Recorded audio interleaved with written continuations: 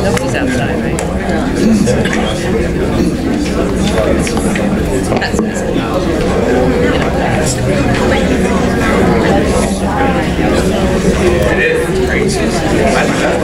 It's now 7:30. I'll be calling this meeting to order.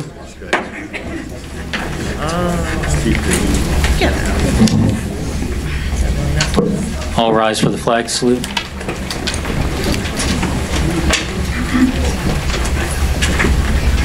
Allegiance to the flag of the United States of America and to the republic for which it stands, one nation, under God, indivisible, with liberty and justice for all.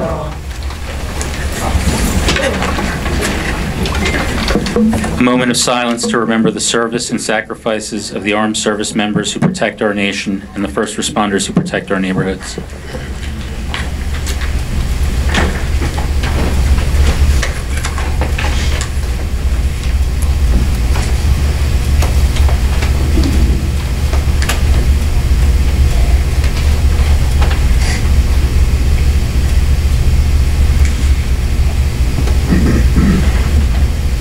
Thank you.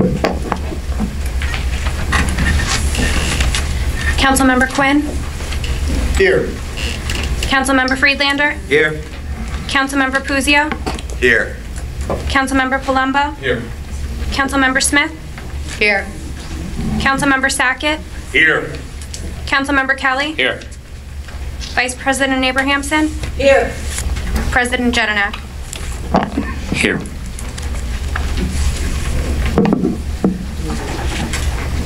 This meeting was advertised in the Daily Record, the official newspaper for the Township of Rockaway, on January 8th, 2018. Notice was posted on the official bulletin board of Rockaway Township.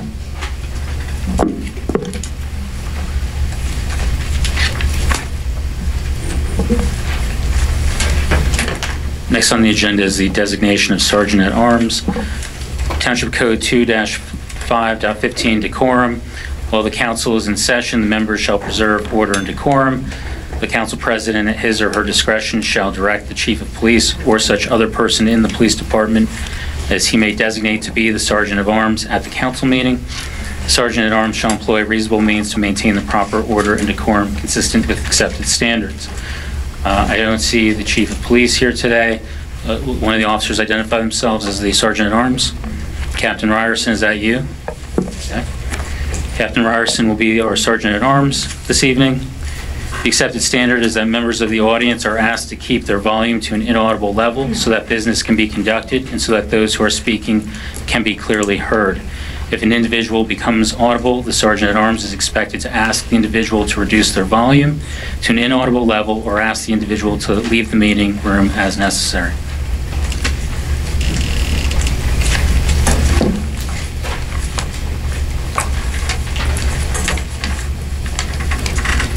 Before we continue with the minutes on the agenda, a member of the public raised a concern last night that the special meetings of September 20th and September 26th that were moved as a result of the holidays of Yom Kippur and Sukkot might not have met the notice requirements under the OPMA. While I believe these meetings were properly noticed, in light of the recent ruling by Judge Minkowitz and out of an abundance of caution, I'm making the following motion. To ratify and approve the actions taken at the September 20th meeting, including R-18-167, closed session resolution, anticipated litigation, R-18-168, resolution of the Township Council, Township of Rockaway, Morris County, New Jersey, retaining special counsel. Is there a second? Second. Second by Abrahamson. Is there any discussion with regard to the motion that I've just made? Councilmember Puzio. I'm just concerned. I don't have any of that is new right now.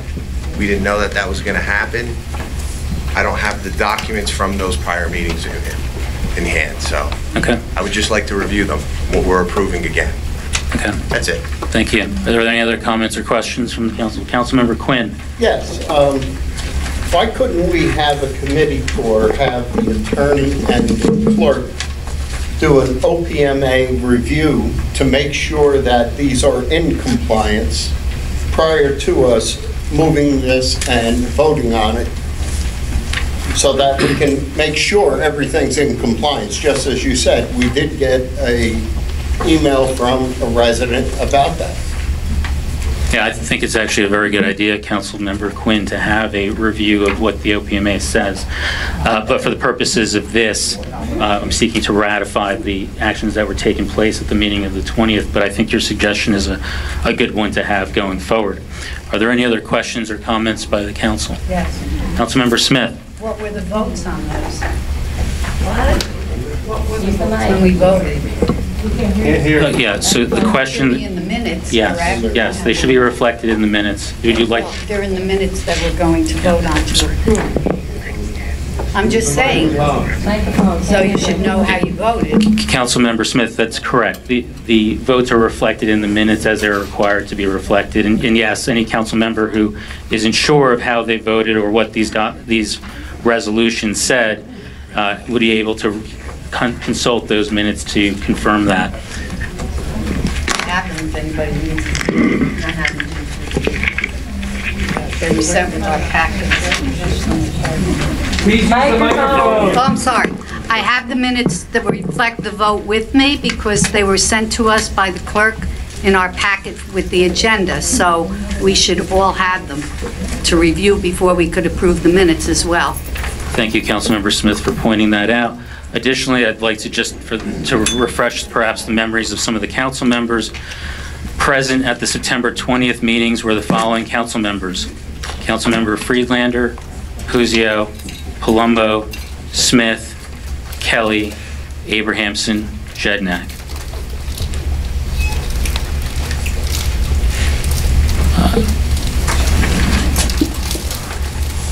I count 7 council members who are present. Absent from that meeting were Councilmember Quinn and Councilmember Sackett. Thank you. That's just for the... That's for September 20th. I'm going to September 26th next. No, but you didn't have everybody. There was also a closed session on the 20th. You didn't have the same count. Microphone. Okay. Sorry. Councilmember Freelander, the purpose of my letting you know who was at the meeting is to let you know who at most was at the meeting. Some members may have left during that meeting or left later in the meeting, but I'm simply letting you know who was there. Presumably, those who weren't there at the beginning of the meeting probably weren't there later, but your point is noted. If I may, the September 26th meeting, the following council members were present: Quinn, Friedlander, Puzio, Palumbo, Smith, Sackett, Kelly, Abrahamson, and Jednak. That is 9 council members. All were present. And to council member Smith's point, everyone should have minutes of those meetings. Is there any other discussion with regard to the motion that I've made? Hearing none, clerk, please. Councilmember Friedlander. So what are you going to ratify it to? So, Councilmember Friedlander, your question is, the motion is to ratify and approve the actions taken at the September 20th meeting, including the 2 resolutions that I read the titles of, which are resolutions R-18-167, R-18-168. All of this business was voted and approved at that meeting. Right. We're simply voting to re-approve again. Are there any other questions or comments? Councilmember Kelly. I just want to ask all the members. Microphone. I just want to ask all the members on this dais. Have you received and reviewed Mr. Schmidt's email? Okay. Mr. Freelander? Yes. Okay. I read it. Okay. Councilmember Quinn, I see council members nodding. Do you have any other questions or comments? Mr. Freelander. I just want to ask. Councilmember Freeland. Attorney? Our Sure. based on the ratification. Mr. Iacofano, Mr. Freelander has a question for you. What is your question, Mr. Friedlander? In other words, they want to ratify. Well, the initial problem I have with this procedure is as follows. First of all, pursuant to the Township Code, the Township Attorney must review all ordinances and resolutions prior to their submission for passage. I have no idea, Council President, when the idea for this ratification resolution came up, but I was not provided with a copy of that resolution. I also have not been provided with copies of the minutes or any of the back, as you used to call it when you were sitting in another spot on the council, any of the backup data that applies to this agenda. And in fact, I only received a copy of the agenda at approximately 3 o'clock this afternoon. I am not in a position to recommend to the council that the action that you propose, which could have been noticed and which does not appear on the agenda, would be valid or appropriate and could put the council in a prejudicial position.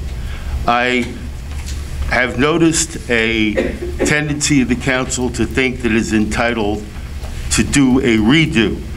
The most recent example would be the motion that was introduced at the last council meeting to go back and retroactively amend the minutes of the January 2nd reorganizational meeting.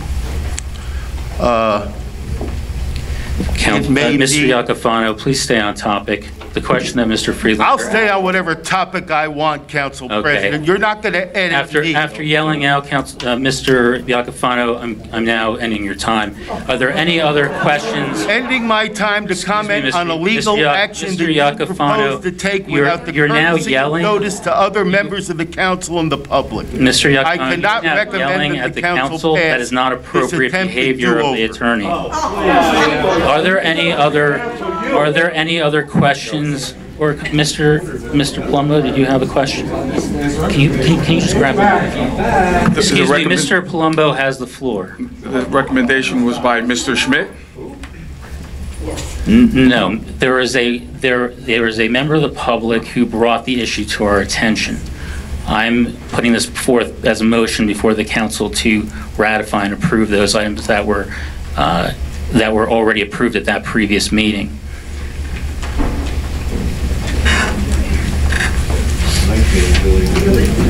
Are there any other questions? Mr. Kelly. I do.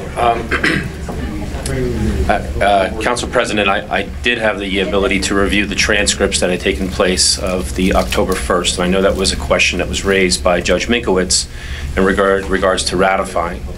And what Mr. Iacofano had stated about ordinances and resolutions, however, you can make motions on the floor that aren't a part of the agenda, that are legal. We have done that in the past. And even before this change of elected officials in 2018, prior to that, they've made motions on the floor with the participation of Mr. Iacofano. But my other question would be to Mr. Iacofano. Mr. Iacofano? I'm listening, Mr. Kelly. Providing I'm recognized. I'm sorry? Mr. Kelly, please continue with your question. And I would just ask that I don't have any interruption between Mr. Iacofano and myself, if I could. Mr. Iacofano, have you had any communication or correspondence with Mr. Schmidt in regards to OPMA issues or concerns? No. None whatsoever? I've seen the letter that Mr. Schmidt submitted. Other than that, I have not spoken to him. I have not written to him. He called me, well, I shouldn't say, he called me about an OPA request that he had submitted, just to advise me about the OPA request. But other than that, I certainly have not discussed any issue pertaining to what his letter about OPMA violations is concerned. And do you disagree with his letter in regards to the potentiality of some concerns with the OPMA? I can't form an opinion. I just saw his letter for the first time late yesterday. I saw an addendum to the letter, maybe not even, maybe it was today, and I saw an addendum that he set forth to the letter, which was later on. I haven't formed any opinion. It would be impossible for me to form an opinion until I did what was suggested, I believe, by Mr. Friedlander. I think based upon his assertions, what needs to be done is a specific review of certain meetings, certainly all those meetings within a 45-day time span, to determine whether or not his concerns with respect to potential OPMA violations are valid, and the council needs to be advised accordingly.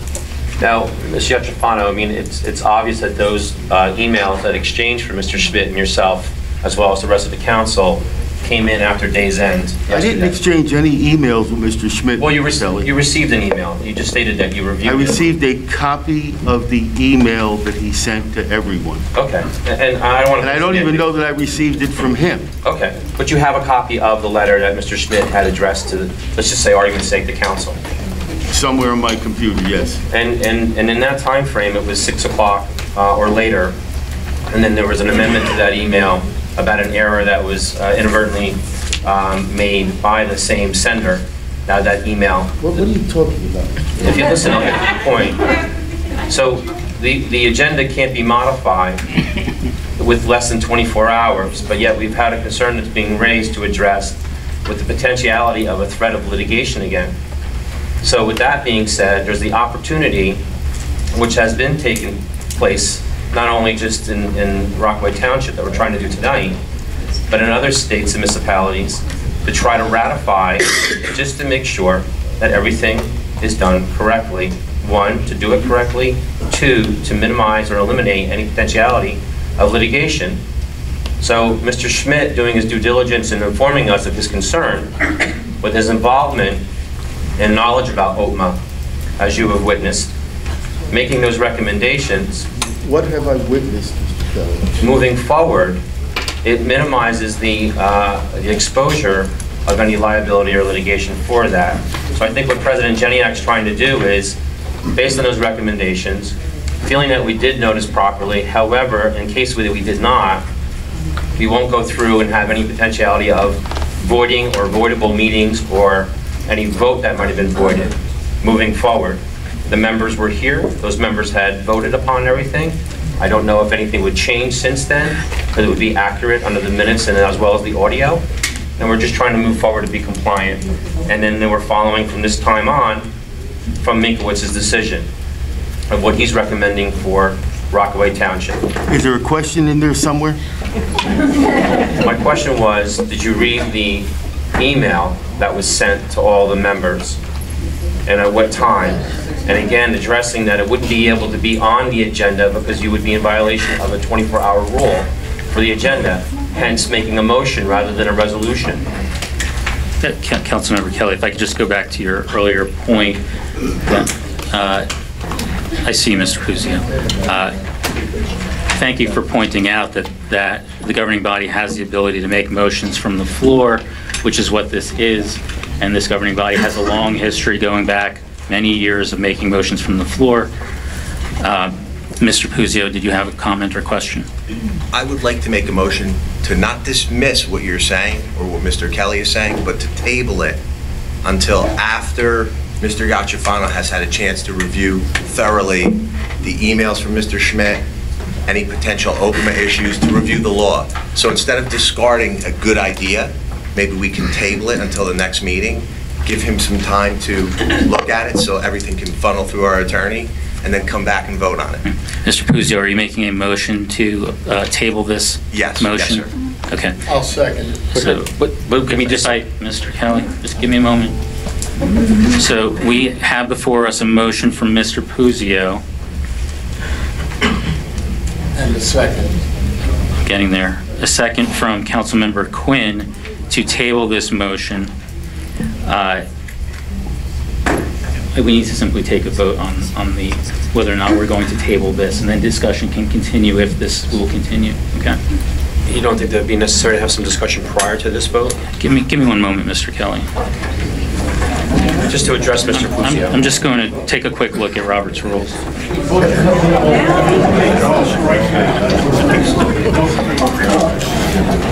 That's okay.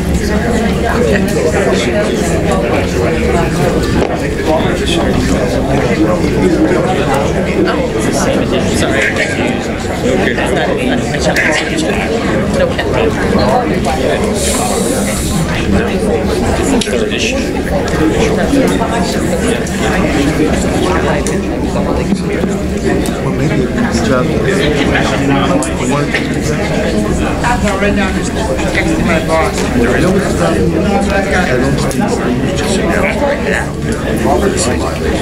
No, he's to say that we're gonna, this is something that's not on here, that's why it's not on this. I have a vote.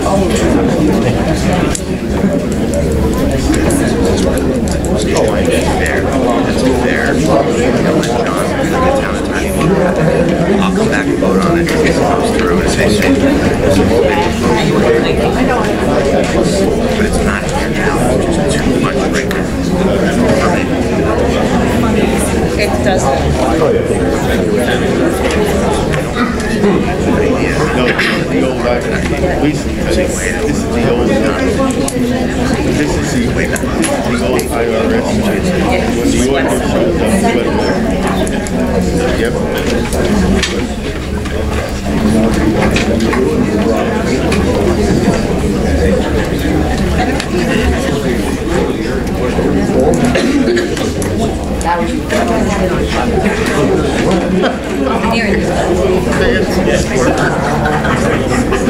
I get one of those. Yeah. But it'll make my makeup. I don't use makeup anymore.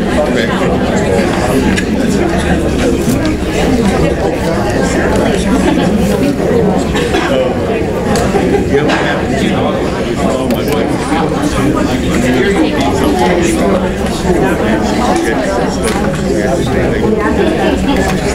And I still have to I got scared.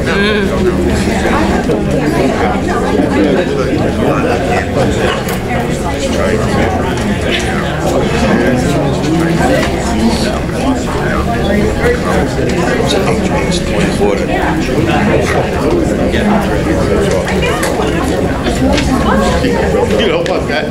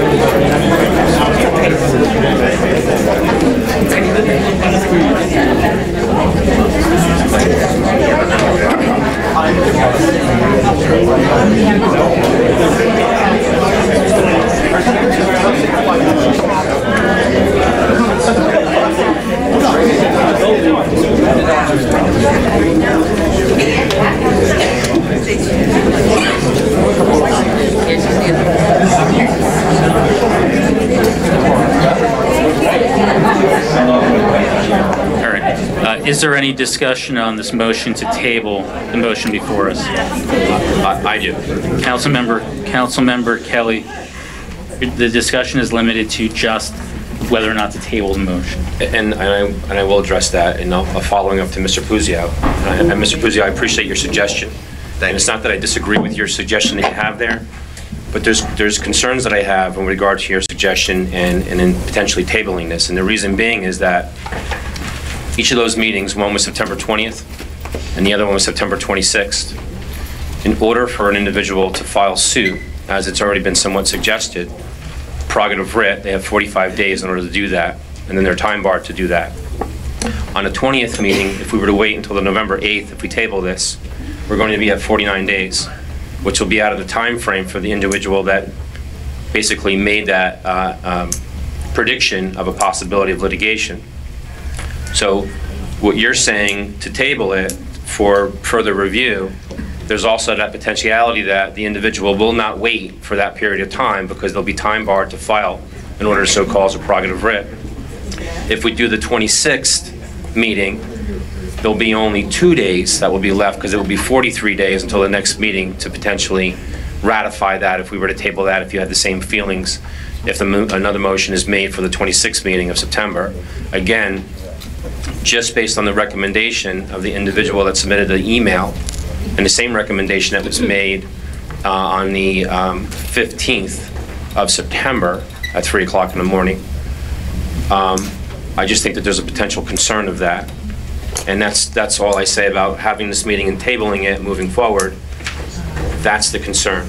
Understood. Thank you. However, the 26th meeting, though, you would still have 2 days of ability because of the 45-day rule. However, that doesn't stall the individual. They could tomorrow file a prerogative writ if they're ready to gun it. True. So I'm not Mr. Giaccioffano is far greater attorney than I am. I'm not an attorney. But knowing that whether OPMA and Oprah. No, I understand. I appreciate that.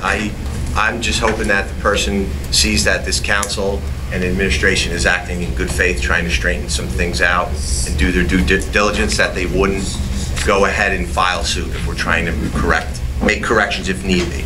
That's where I'm coming from. And have you had any communications with Mr. Schmidt? Just the emails that we've had. So.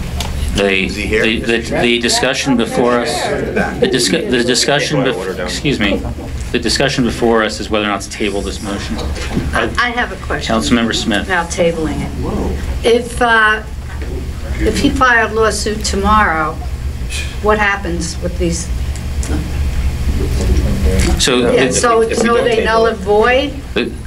So if we take action today, that will be something that may be considered by a court if litigation were to pursue. If we don't take any action today, then they'll simply consider what the record is of those meetings, period. So this is our opportunity. So the reason I made this motion is it's our opportunity to take an action that if this does end up resulting in litigation, the court can consider that action that we take tonight.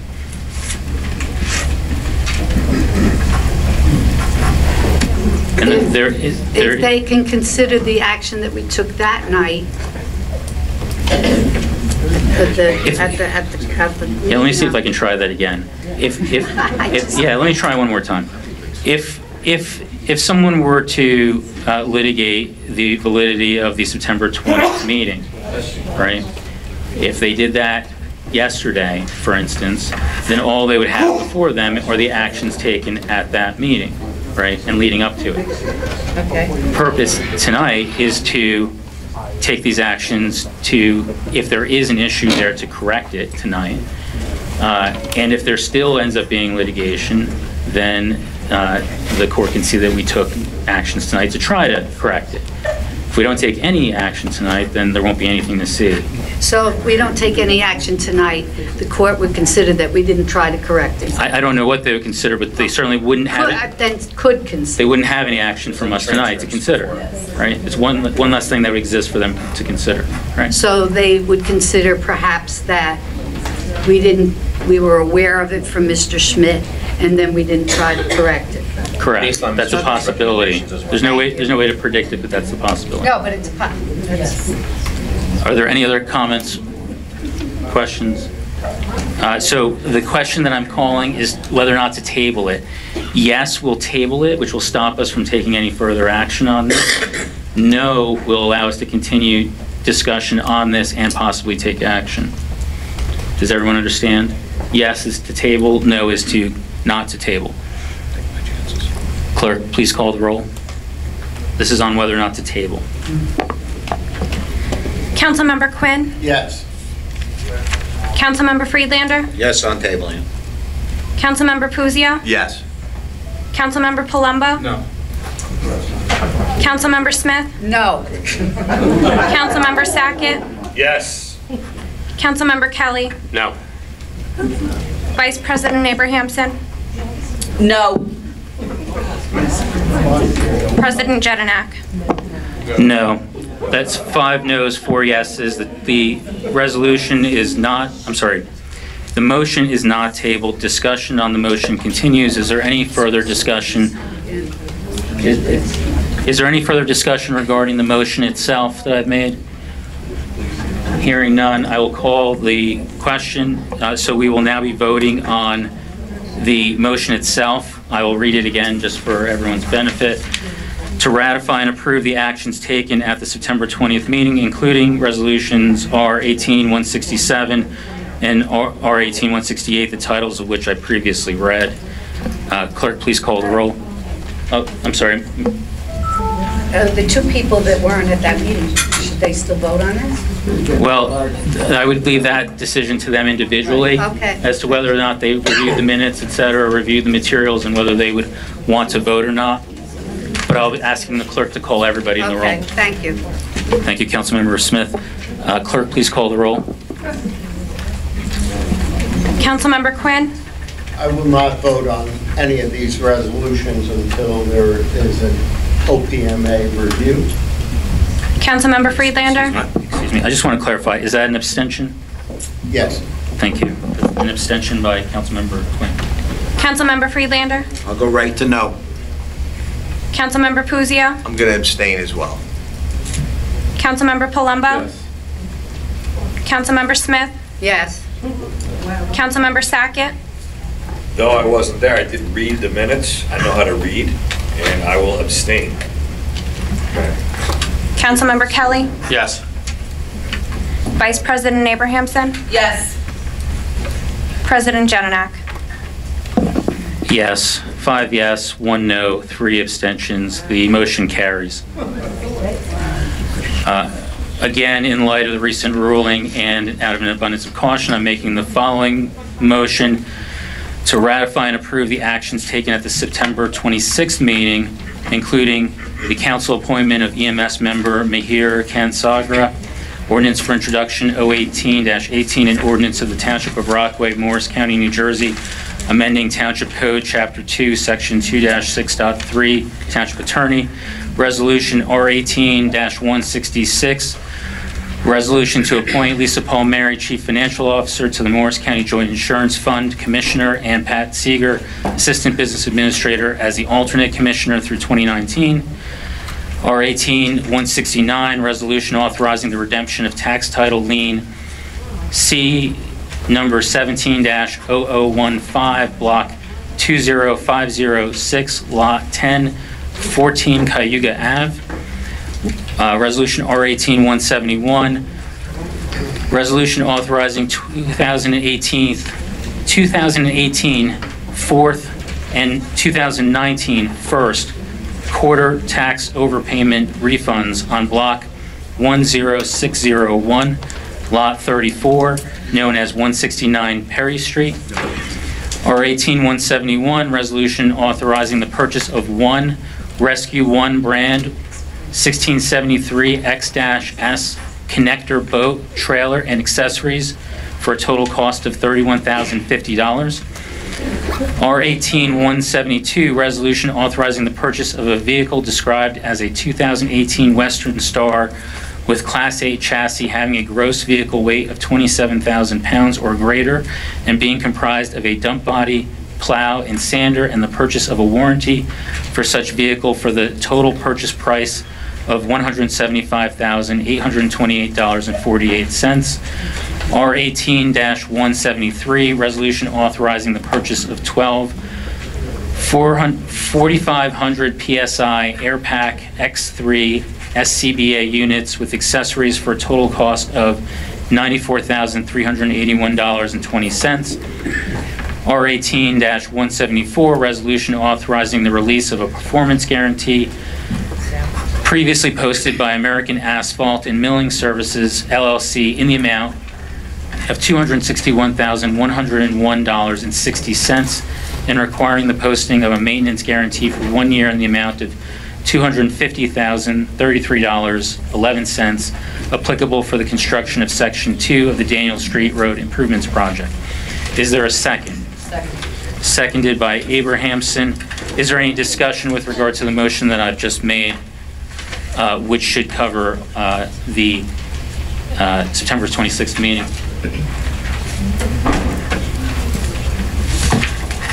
Hearing none, clerk, please call the roll.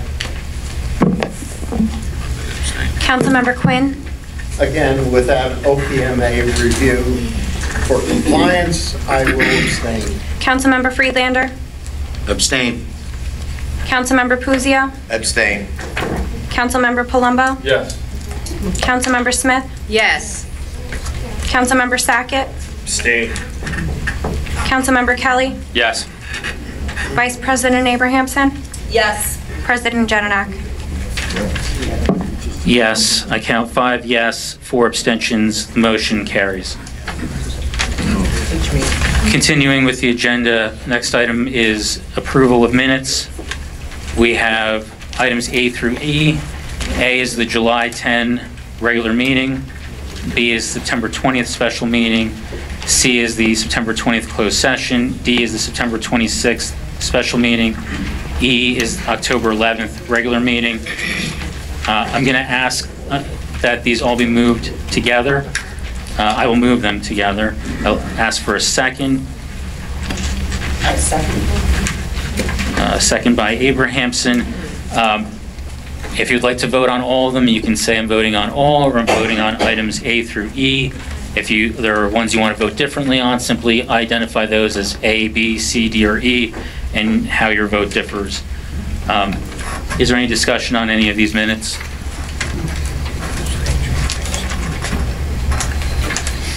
Hearing none, clerk, please call the roll on the minutes. Councilmember Quinn. Again, without OPMA review for compliance, I will abstain. Councilmember Friedlander. Councilmember Quinn, are you abstaining on all? All. Thank you. Councilmember Friedlander. Abstain on A through E. Councilmember Puzzio. I'm abstaining on all. Councilmember Palumbo. Yes. Councilmember Smith. Yes.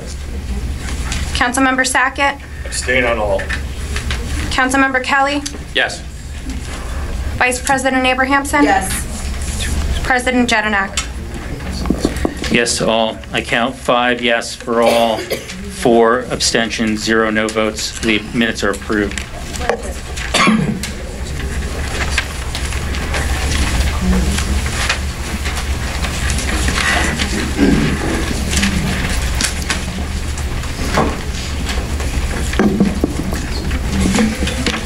There are no council appointments. We have an ordinance to adopt.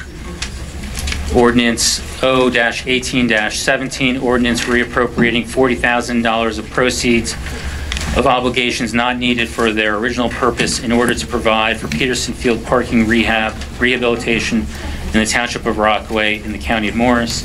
Is there a motion? So moved. Second. Motion by Quinn, second by Puzzio. Because this ordinance is up for adoption, we need to allow for public input on this. So if there's anyone who would like to speak with regard to just ordinance O-18-17, I will ask you to come up to the microphone. So I'm opening it to the public. Is there any member of the public wishing to be heard on ordinance O-18-17? Seeing none, I will now close it to the public. Is there any discussion among the council with regard to ordinance O-18-17?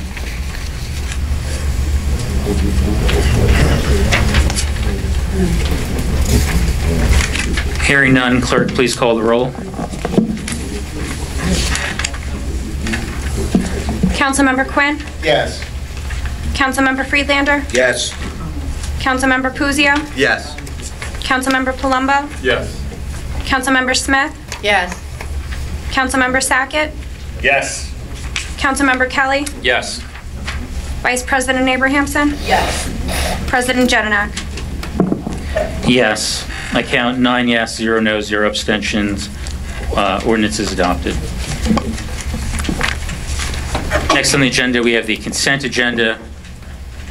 It includes resolutions R-18-179, R-18-180, R-18-182, R-18-183, and R-18-184. Is there a motion? Motion. Motion by Abrahamson. Is there a second? I'll second. Second by Friedlander. There's generally no discussion on consent agenda, so I will ask the clerk to please call the roll. Councilmember Quinn? Yes. Councilmember Friedlander? Yes. Councilmember Puzo? Yes. Councilmember Palumbo? Yes. Councilmember Smith? Yes. Councilmember Sackett? Yes. Councilmember Kelly? Yes.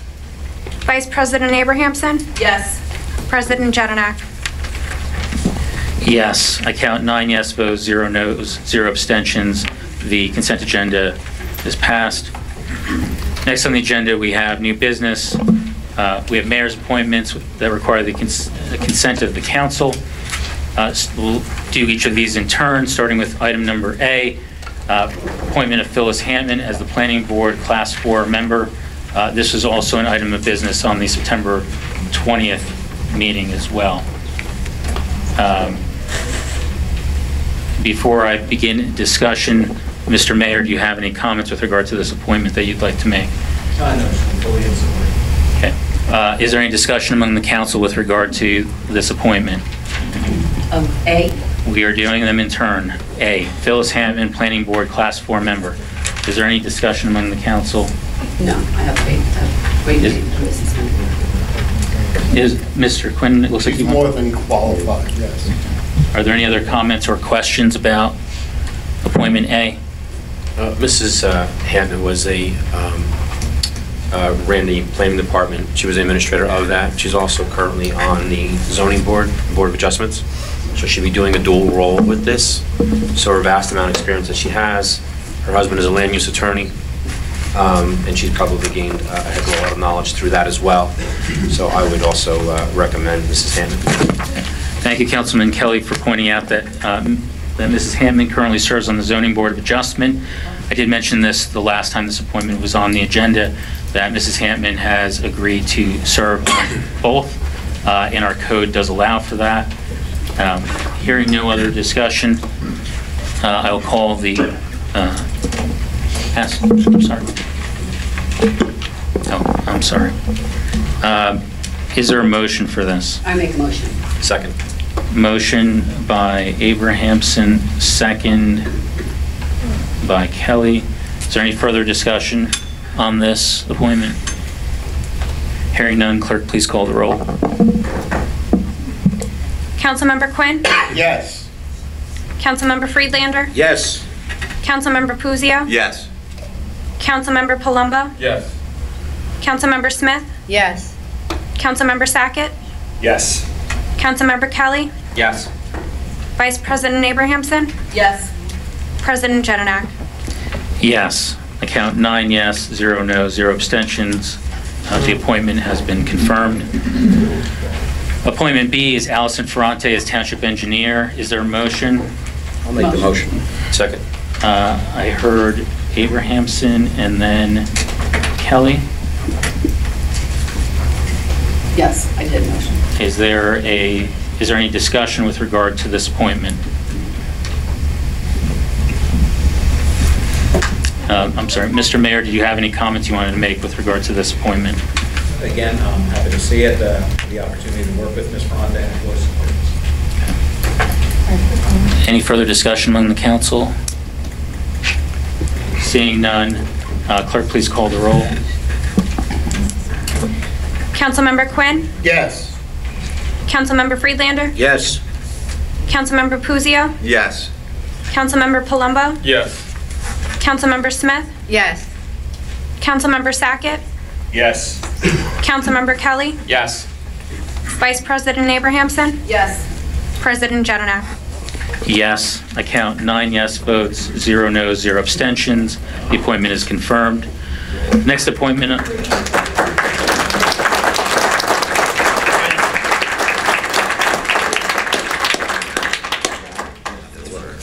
Congratulations to Ms. Ferrante. The next appointment we have on the agenda is Pat Seeger as Business Administrator. I have both an appointment as well as a resolution. I'm going to ask the mayor, do you intend us to vote on the appointment and then vote on the resolution following that, or is it just one vote? One vote. Okay. So the vote, so what we have before us is new business, Pat Seeger as Business Administrator, which includes Resolution R18-181, resolution authorizing the appointment of Patricia Seeger as Business Administrator for the Township of Rockaway. Is there a motion? Can we have discussion? We have to have a motion, a second. So moved. I'll second it. okay, so I have a motion by Quinn and I have a second by Friedlander. Yes. It is now open for discussion. Is there any discussion among the council? I'm sorry, before we do that, Mr. Mayor, do you have any comments with regard to this appointment? Once again, upon reviewing Ms. Seeger's resume and working with her on a daily basis during my short time here, again, I know she's more than qualified for this position. Is there discussion among the council? I have some discussion. Councilmember Kelly? With this position that we have for the business administrator. Yeah, Councilmember Kelly, could you just pull the microphone closer to you? With regard to the position that we have here for the business administrator, if we look in the past history of Rockaway Township, where we had our administrator was Mr. Fisher, and then due to his passing, we had Mr. Levinson, and Mr. Levinson did a dual role. He was also the senior health officer as well as the administrator. And we also had Mr. Poff that came in when Mr. Levinson had retired, and I believe that might have been in September of '07. And in the meantime, Joe Fiorello had filled in the role of the acting administrator while also holding a dual role as the recreation director. So with this position that we have here with Mrs. Seeger, in the past history that we had prior to Mrs. Seeger coming in here in January of 2012, are we going to just only have a business administrator, since it seemed to work in the past, which would ultimately save us her salary as the assistant BA? And since she was the assistant BA and now is going to potentially be the BA, are we going to not fill in that seat? And so I think your question, Councilman Kelly, is if the council fills this vacancy by appointing the assistant BA to the position, will the assistant BA position continue to be vacant and then filled, or will it be eliminated? Right? Is that your question? yeah, that is. So, Mr. Mayor, do you have an answer to that question? Yeah, as of right now, we're not prepared to answer that, but we are going to. We're not prepared tonight to discuss that, but we are going to be making an assessment of the position. We're going to take a look at exactly what the duties and the requirements of both the business administrator will be split between possible assistant business administrator, and we'll be making a decision on that later. Okay. When would later be? Yeah, later. Right now, it's not on the immediate agenda. Most important thing we feel we need now is to take care of the administrative duties of assigning a business administrator. But Councilmember Kelly, did you have any further questions, comments? Since we don't have that decision, and it could affect actually one's decision on this particular appointment, and I don't know if it's something that we would discuss about tabling it. We have a new mayor coming in on the 7th of November. With the council meeting to follow that with a potential appointment. Mr. Kelly, can I answer your question about tabling?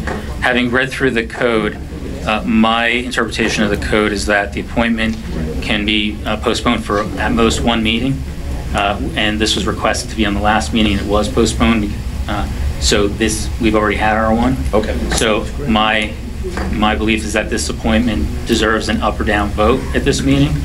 I appreciate what the mayor just said about having to do an assessment of the assistant business administrator position and the business administrator position.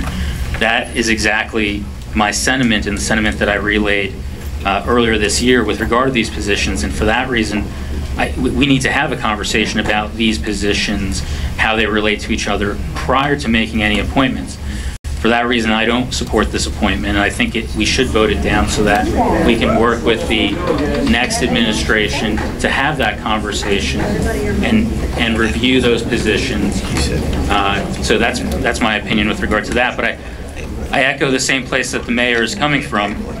Are there any other comments or questions from the council? I do. Councilmember Kelly, please continue. Yeah, and I'll use your phrase, going up or down on this position. Up or down on this position, if it was to go to where the appointment wasn't made tonight, we would still have an acting business administrator, and the duties would still continue to go on as they normally have. Correct. So this is just really technically a title with a potential of an increase of a salary. Yeah, I would say that it is more than a technicality. Again, it is, Ms. Seeger's title. It also does, again, open up discussions for an assistant administrator. So there's definitely ramifications. Mr. Mayor, Thank you for your honesty. Mr. Mayor, what is the assistant business administrator's salary budgeted at? I'm prepared to discuss that. Excuse me, Mr. Kelly. So about 7. Okay. The town attorney tells me it's about 75,000. yeah. So the assistant. Can we turn his mic on? The microphones there are individually controlled. You have to. The problem with these microphones is you have to pull them very close, as if you're going to eat the microphone. But I don't recommend eating the microphone. The assistant business administrator's salary is $75,000 and $75,252 as detailed in the 2018 budget. The resolution R18-181 that's before us would grant a salary of $140,000 per year, which is an 86% increase over the assistant BA position as budgeted. Am I correct in understanding that Ms. Seeger serving as acting business administrator and was designated as such back in June? And maybe this is a question for Ms. Palmieri. I believe it was June. And that with that, with that designation as the acting business administrator by the mayor at the time, she was also provided a stipend.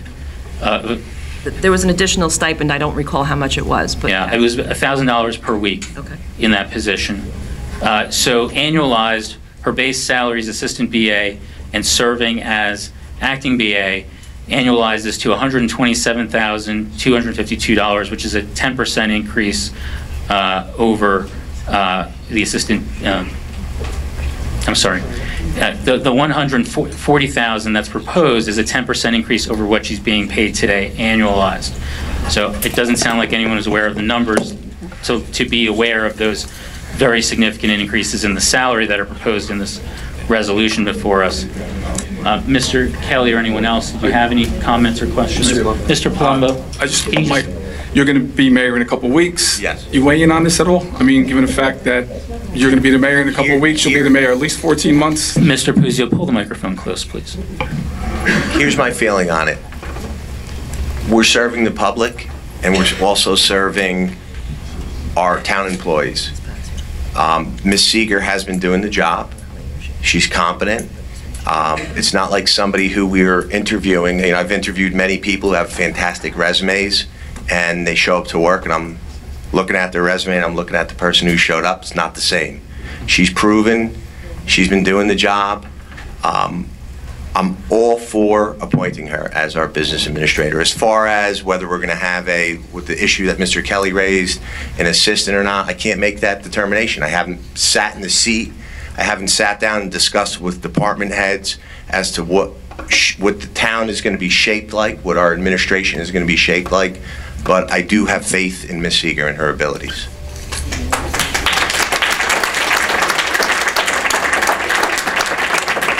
Mr. Palumbo?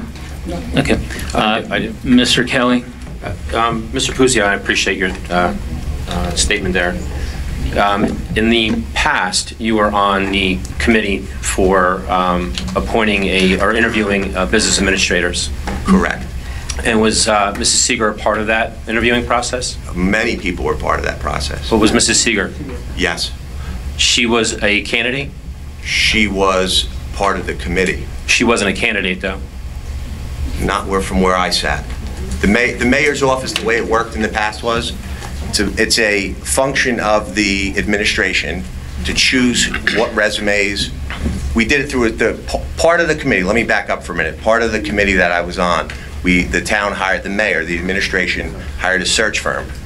The search firm vetted a certain amount of resumes, and this was the mayor's choice at the time to go through this particular process. We were provided, the committee was provided with candidates. We went in, we interviewed the candidates. Mr. Yachafano was there, department heads were there, Ms. Palmieri was there, Ms. Seeger. She was not one of the people that was interviewed by myself.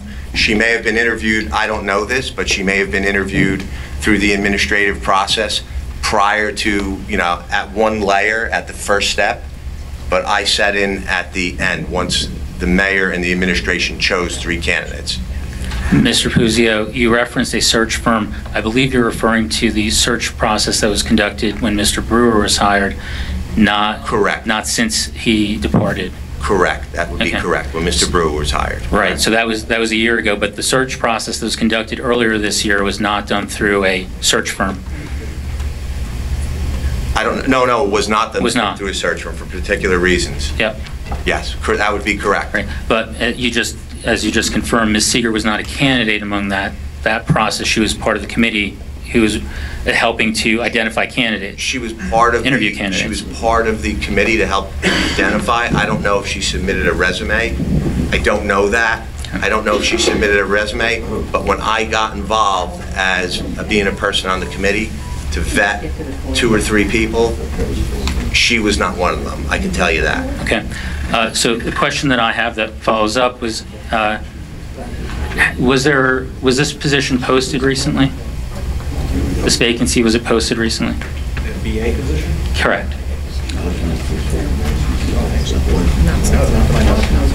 Mr. Mayor, if you could just pull the microphone close so we can all hear you. To my knowledge, no, it was not. Okay. How were resumes solicited for this vacancy? Ms. Seeger's resume was submitted to me directly. Okay. Were any other candidates considered for this position? Beyond that I received resumes from, no. Okay. No one else submitted a resume? Correct. Okay. Were interviews conducted for this position? Yes. Who was the interview committee? Okay, so prior to me being there. I believe that it was said that there was a process prior to me being the interim mayor. Who answered that, and when was that process? We had the same process when we were going to recommend another individual. We had a resolution on, I believe, before the council, but it was never placed on the agenda. I'm going by memory now. But since that time, she's been acting for several months. So we had a candidate before us earlier this year. The council voted that candidate down. I can't remember. Was it voted down? Yes. Okay. Yes. Absolutely. Mm-hmm. And my understanding is that from that point forward, Ms. Seeger was designated as the acting business administrator. But my question is, this is Mr. Salberg's appointment as mayor. Mr. Salberg, Mayor Salberg, you're saying that this is the only resume considered for this position. This is the only resume you considered as the mayor for this position. The fact that she has been a competent assistant business administrator, yes. And I'm just trying to understand the process here, but as far as interviews goes, there's only one interview that was, excuse me. There was one interview conducted, is that correct? Yes. Okay. How was the salary arrived at for the position? There was a discussion that I had both with administration and with Ms. Seeger. So you negotiate the salary with her? Okay. Correct. Mr. Kelly, did you have any other comments? I did. Okay, before you continue, does anyone else have any questions or comments? Mr. Sackett and then Mr. Kelly. You know what, let Mr. Sackett go first. Mr. Sackett and then Mr. Kelly. Oh, I'm sorry. Mr. Sackett. I just wanted to say, with the, talking about the assistant business administrator, possibly, you know, removing it or whatnot, Rockaway being fourth biggest town in Morris County, having a part-time mayor, we need 2 business administrators. If we were to get rid of the assistant business administrator, I highly recommend making the mayor a full-time position. That's my thoughts. Okay. Mr. Sackett, how many other towns in Morris County have both a full-time business administrator and a full-time assistant business administrator? When they have full-time mayors, they have a full-time mayor, a few towns have full-time mayor and full-time, they don't have both. Correct. And how many have both? I have no idea. Yeah, so we had this discussion when we last voted on an appointment. You know how many? Yeah, I'm about to answer it for you, Mr. Sackett. When we last had a vote. Just tell me how many. You don't have to go on. Mr. Sackett. Just tell me. Mr. Sackett, I don't interrupt you. Just say. Say how many. You don't have to give me a speech. I'll wait till you're done, Mr. Sackett. Just tell me how many. I don't need a speech. You done, Mr. Sackett? I'm listening. Thank you. Thank you for listening. How many? Just 3. The answer is 3. Okay, that's all I need. Only 3 out of. I don't need anything else. Out of 39. I don't need anything else. Mr. Sackett. I'm done. That's it. Thank you for being done. So I'll continue to make my own comments, Mr. Sackett. Move on. We had, out of 39, excuse me, out of 39 towns, I'll give everybody a moment. Out of 39 towns in Morris County, only 3 other towns have both a full-time business administrator and a full-time assistant business administrator. We had this discussion the last time that we had a vote on a business administrator. I believe that aside from that reason, if you look at large towns that have them all, Wayne and Bridgewater, neither of which is in Morris County, but are larger than Rockaway, both have them all. Neither one has both an assistant business administrator and a business administrator. I don't think it's affordable to have both. I made that comment when we last voted on a business administrator, and I make the same comment tonight. I echo Mr. Salberg's comments earlier. This position and the assistant business administrator position really deserve a review together and a discussion together between the council and the administration before taking action on this. Mr. Kelly, you had some comments you wanted to make.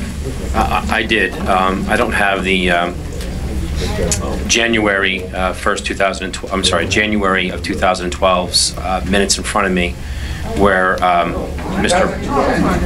2012, yes, which was the appointment of Mrs. Siegert as the assistant to the administrator. However, it was really more about IT work and just doing some daily functions with the administrator. So my question to Mayor Salberg is, what are the duties of an assistant administrator versus an actual administrator? Well, first let me clarify maybe a misconception to President Jedniak on what I said. I did not say that we should table the appointment of the business administrator. I did say that the assistant business administrator's duties should be held for future discussion. What I see here Mr. Salberg, just for the record, I did not suggest that you suggested that we table it. Okay. I would like a vote on the business administrator tonight. But as far as the way that I look at this with Ms. Seeger is we have a professional who has been doing the job and not being recognized for the position that she's duly allowed to have. And the way I feel that, yes, did we have additional resumes or interviews? No, because we have a capable person here who is doing the job. We are simply recognizing the true title that she deserves. Now, quite honestly, if we were interested in money savings, we're worried about having someone that could take care of purchasing, that could do a tremendous job to the community, maybe we should have worried about that before we spent $840,000 on lawsuits.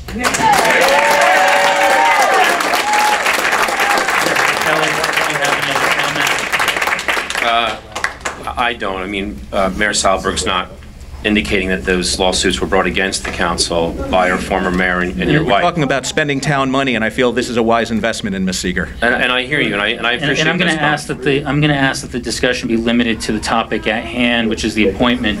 All right? No, and I will. I do have those minutes I talked about. Please continue, Mr. Kelly.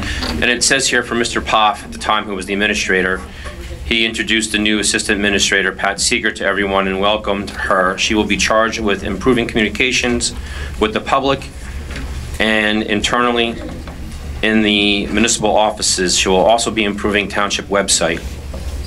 So that's what she's been doing. And now you want to put her in prior to the acting administrator. That's 2012, Well, yeah. what has changed then since? I believe she's been doing the full duties of the business administrator. For a couple of months, though. For a couple of months? As well as the job of the purchasing agent. Well, she gets that stipend as a QPA. And we also get- absolutely. As far as what she's earning, but you asked what she does, and I answered that.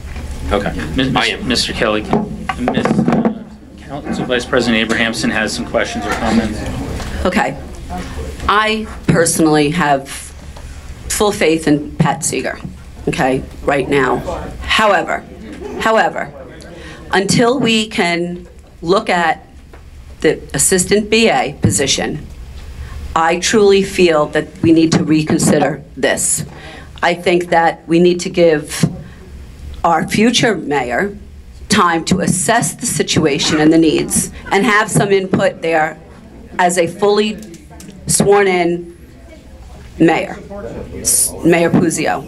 Second of all, I don't think we need, there are only 3 towns in 39 in Morris County that have an assistant and a BA. All right, and Randolph just gave up their assistant BA. It has nothing to do with the person, it has to do with watching the money, okay? You can laugh all you want, okay? I know you will. I've been sitting here for 6 months. Watching you.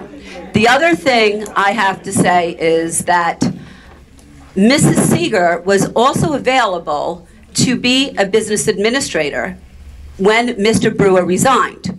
I have not heard anybody here say she was offered the position, nor did she give a resume. So I don't know what happened between now and then. She wasn't interviewed. She was given a position of purchasing. That increased her salary then. So I do believe that Mrs. Seeger is competent. I do believe she's doing a great job and being compensated for her role as acting business administrator monetarily, and that is, we're not taking advantage of her in that respect. But I do believe, and I'm going to stand by my beliefs, is that we do not need an assistant business administrator and a business administrator. And until that is rectified, I think it's something that we need to consider. And that is my take on this. Thank you, Council Vice President Abrahamson. Are there any other comments or questions from the council? I echo many of the same sentiments as Council Vice President Abrahamson. I am also going to point out I have concerns about the process. We didn't post the position as a township. There was only one candidate who submitted a resume, one candidate interviewed. I think that we can do better than that. And I think we should do better than that. I think we owe it to the taxpayers to do better than that. The salary is also, in this resolution, is $140,000 per year. That's a 10% increase over the annualized salary that this individual is already being paid today of $127,252. And I haven't heard anything to justify that further increase. So if there are no other comments, excuse me, Councilmember Kelly, if you would hold the microphone. And the last comment that I would have is also, as Mr. Puzio pointed out, we had the Canning Group that actually did the interviewing process, which resulted into a recommendation from the Canning Group with Mr. Brewer. And then we also had a committee that you were a part of multiple people that interviewed. In this case, we didn't have any of that. Nobody took place in any interviewing, and as you indicated before, you didn't interview Mrs. Seeger. She didn't throw her name in the hat regarding a resume or acknowledging that she wanted that position or she was the person fit for that position. She did now. She did now, but now things are different now because we're not having a bunch of people review or being part of a committee to do the interviewing process of an administrator like we've done in the past. This time now we have an interim mayor for only a short period of time, and you're going to be coming in for the remainder of 400 plus days of the unexpired term. I think it would be reasonable to maybe have that interviewing process and see if in fact this is the best candidate, or we can look at other candidates that have more experience possibly with that, and maybe saying, hey, I can come in at the same amount and I don't need an assistant administrator. And for me, I'm not going to Mr. Puzio, just pull the microphone close. I'm not going to speak about an assistant administrator today because I'm not sitting in the position to do that. Correct. But as far as Ms. Seeger goes, she's been here since I've been on the council. The workforce needs some stability. They need some leadership. I think that her appointment brings that. I've worked with her. What better, when you go out into the workforce, what do private companies do? They have internships. They have kids who who are out of college. They have a trial period. They have an internship. Ms. Seeger has given the greatest internship. She's been here for a few years. I've had a chance to work with her since I've been on council. I've had a chance to see her perform, to see her responsiveness. When you hire somebody from a resume, like I said earlier, you're getting somebody, you interview them 1, 2, maybe 3 times. Sometimes that person that you hire does not show up to work, and you're like, who is this person? Ms. Seeger, the person that I expect that she's gonna be, has shown up to work every day since, when was she hired? 2012, Mr. Kelly? As an assistant. Okay, as an assistant. Doing websites and... Sure, but she's been in the town since 2012. And from my experience with her, she has been an excellent employee. I think it lends itself to getting some stability back into the workforce. So I support her appointment. I have one more thing, First, Mr. Palumbo, then Council Vice President Abrahamson following. Is there a requirement that it has to be posted, the job, for administration? No. Okay. Ms. Abrahamson. Thank you. Ms. Abrahamson. Again, I'm going to agree with Mr. Puzio saying that Ms. Seeger is very competent. I have no qualms about that. I'm going to stand strong by putting Ms. Seeger in a BA position without negotiation of the assistant BA, it lends to a problem. That's just what I have to say. Thank you, Council Vice President Abrahamson. Mr. Puzio, does it at all concern you that this position wasn't posted and that only one resume was submitted or considered? Does it concern me? No, because I know Ms. Seeger. Each situation is different. If the position wasn't posted and I had somebody from the outside coming in that I didn't know, I would definitely feel uncomfortable. I mean, I understand that this is managerial prerogative. I sit up here as a councilman on this dais. I'm part of the legislative branch. We have the executive branch who makes those decisions. I try not to encroach. I try to work with the executive branch, but I try not to encroach on their duties. I try to stay in my lane. I know Ms. Seeger, so there's a certain personal comfort level with her, having worked with her. Mm-hmm. But no other candidates were even given an opportunity to submit their resume. Listen, I gave you my feelings. I'm not going to sit up here, and I gave you my feelings. There were no other candidates. It's not for me as a councilman to interview people. That is managerial prerogative. If you want to, and I understand there's a potentiality of me becoming mayor in November. I gave you my support. I gave Ms. Seeger my support, and I fully support her appointment. But you would have to direct those questions as far as the whether it was posted, whether it was not posted, towards our administration at this point. Okay, so Councilman Puzio, just so you're aware, we did direct those questions to the administration. They did answer them. The position was not posted. No other resumes were able to be collected or submitted other than one candidate. So, anyway. Thank you. If there are no, Councilmember Quinn. First off, this does not have to be posted because it's an internal promotion that's given by the mayor, all right, with our consent. And are there any other comments or questions from the council? I just have Councilmember Kelly, microphone. And Mr. Puzio, when you went through before with Mr. Brewer and Mr. Tovo, and from the Canning Group and from you being involved in the interviewing process, you really didn't know these individuals personally or whatnot? No, I knew Mr. Tovo through working with the sheriff's office, but not Very little. Yeah, when I would be in town, he was police chief prior. Right. Did an excellent job there In Mountain Lakes. But Mountain Lakes, but I didn't have daily contact with him. And you voted for each one of them? Voted for each one of who? Mr. Brewer. Mr. Brewer, and yes. As well as Mr. Tovo. Yeah, there was discussion. And you didn't know them, and you.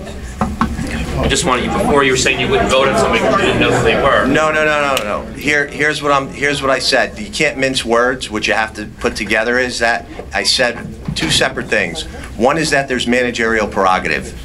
We had a search firm for Mr. Brewer. Correct. We have a qualified search firm that brought candidates to us after vetting their resumes. You have to have some faith in the process. Right. Those people were brought to us. They were vetted, they were interviewed. The mayor and the administration brought a certain amount of candidates out of those however many resumes they got. Whether there was 30, 40, 50. And there was 3 out of that. Well, no. The Canning Group, when you have a search firm, what the search firm does is, what you pay them to do is, same thing as, I've hired 5 superintendents. I've been part of hiring, or potentially hiring, a couple business administrators since I've been on the council. What a search firm does is, they put out an ad, they post, they get resumes. They vet, they go through the resumes, they decide which candidates are best. They present those candidates to the administration. The administration then sits down as a group, which 5, 10, whatever, how many people we had there. Mr. Yachafano was there, Pat Seeger, Jim Lutz when he was working for us, 2 other councilmen. Were you on there? Mr. Sackett? Yes. Mr. Sackett was on one of the committees. So there's a plethora of people. There's the final candidates are presented. We go through the resumes, we interview them, and we pick one. And that is up to the mayor and the administration who they want to present to us. So I was presented with a certain amount of people. I looked at those candidates and I picked which one that I felt was best. Now, do I feel that it's best sometimes? An internal candidate that you've been working with for a couple years, that you know, I think that lends itself to a different process. That's why I'm in support of Ms. Seeger. I've seen her work. The other candidates, we had resumes, we interviewed them. They worked in other towns, there was references, so you try to do the best you can with the information that you have. And you know what, I appreciate all that, but what has changed in the last 6 months where she wasn't considered 6 months ago? Do you have to talk to the prior mayor, who's deceased now, God rest his soul? But you were part of the interviewing process, though. And no, I was part of the interviewing process when the final candidates were brought to us. I didn't go through all of the resumes. Our group, our committee, the committee that I was part of, that Mr. Sackett was part of, who else was on the committee? Mr. Seeger was on. No, I know. Yeah, but Mr. Puzio, the point is... What is the point? I'm losing my train of thought. Right, so we're having discussion... Sorry about that, that's not... No, that's all right. We're having discussion with regard to the appointment before us. The point is, that process you described was an actual process. What took place for this appointment was no process. No posting. No one had an opportunity. Excuse me, Mr. Puzio, I allowed you to speak. Please allow me to speak. This is a $140,000 position. No, not posted for the public to be able to submit their resumes. Only one candidate was left. Even if there's an internal candidate, external candidates should still be able to apply for a position. It's a typical standard hiring practice everywhere, both in government and not in government. Not true. Excuse me, Mr. Council President? Not true. Excuse me, Mr. President. Mr. Stalberg. I do have a, please. I do have just a genuine question. Please, folks. I do have a genuine question, just so I understand, the processes here. Again, as you know, I come from the business world, not really the political world. In my world, if we have internal candidates that we feel are worthy of promotion, we don't open that position up to look for other people to take it. We promote them. Secondly, if I may just add before I say. So now, and I have a question for the council. I truly don't know.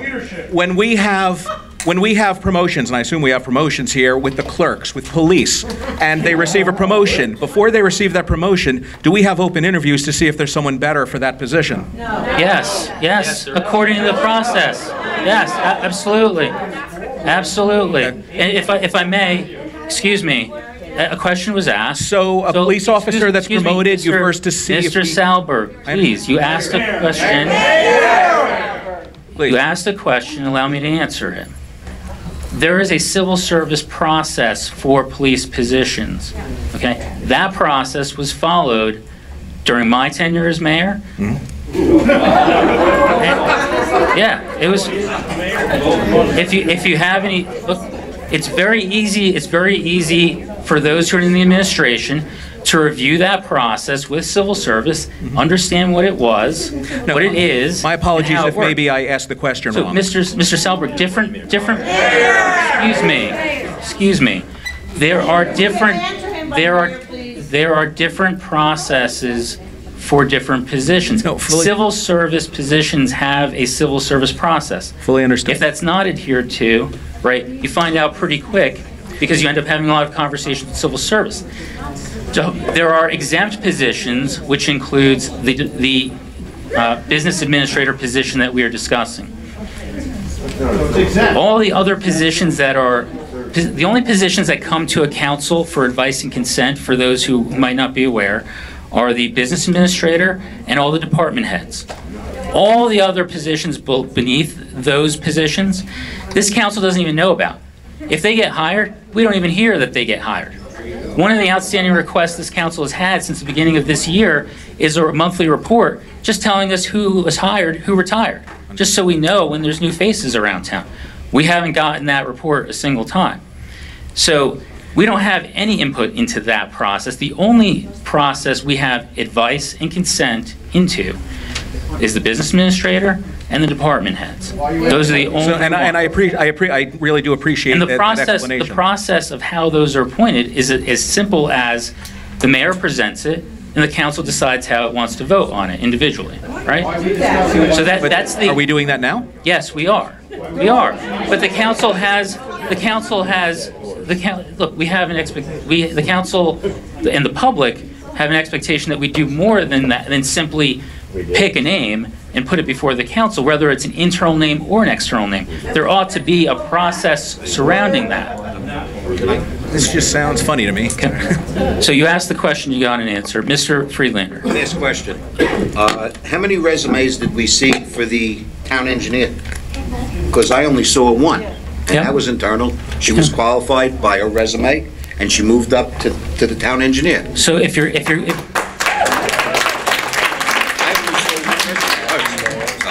So we had another mayor's appointment, right? Township engineer. The position was vacant because our previous engineer took a job with NJ Transit. This position became vacant during my tenure as acting mayor. So what did I do? Well, look, a question was asked. Either you want to hear the answer or you don't. It's a lot easier for everyone to hear it if everyone is quiet, and I can wait. So during my tenure as acting mayor, the previous township engineer got a job with NJ Transit, gave his notice, left. I directed the acting business administrator to post the position publicly, which she did. Resumes were collected. Resumes were reviewed by an interview committee, which I did not sit on, but it was the outgoing engineer, the administrator, and the CFO. They reviewed the resumes. They gave a recommendation of the resumes that they reviewed. They interviewed the candidates that were selected. They made a recommendation. And as acting mayor at that time, that's the process that was followed. I took the recommendation and I put it, and I asked for it to be on the agenda for the meeting to be proposed. That's the type of process that I think should be followed. But you're not the mayor. I was the mayor, and I followed that process. Yes, but as a council member, we have a vote. And we have the ability to communicate what our expectations are of how those processes are going to be followed on behalf of the public. We're talking about a position that is $140,000 a year. The median household income in Rockaway is $102,000. It's more than 2 people. This is quite literally the highest appointment that we make in the township, and it's an important position. Mr. Puzio and then Mr. Kelly. No, I'm just pointing at Mr. Puzio. I just want to make one comment. We attempted, the mayor, Mayor Datchison, attempted to hire a business administrator, Robert Tovo. He went through the process. I was part of that process that I explained to you tonight, and he was voted down. Okay, and now that's the right of each member here. All we have up here as a council person, each of us, is our vote. That's what we do. We vote on what we think is best for the town. That process was followed. The administration went through a process. It was very collaborative. There were multiple people from the council that were part of that process, and Mr. Tovo was voted down. I just want to remind the council, Mr. Jedniak, of that, not anyone else. I just want to remind you, we went through this process. I appreciate the reminder. I recall the process because I was excluded from it after multiple times offering to meet with the administration to discuss the position, because Mr. Puzio, I allowed you to speak uninterrupted. At that time, I said the same thing that I'm saying tonight. It's not affordable to have both an assistant BA and a BA.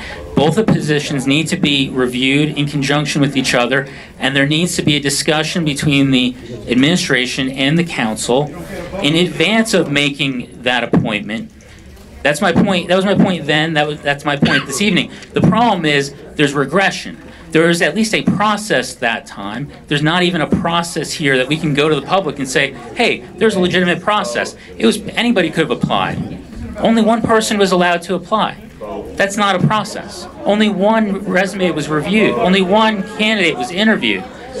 So each of us are entitled to our vote, and we can take a vote on this. We can discuss it all night, and we can vote. Is there any other? I hear side conversations. If there's any discussion for the council, is there any further discussion? No. Any questions? Hearing none, clerk, please call the roll.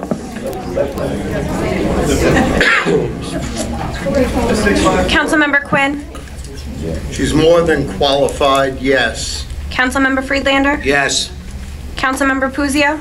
Yes. Councilmember Palumbo? Yes.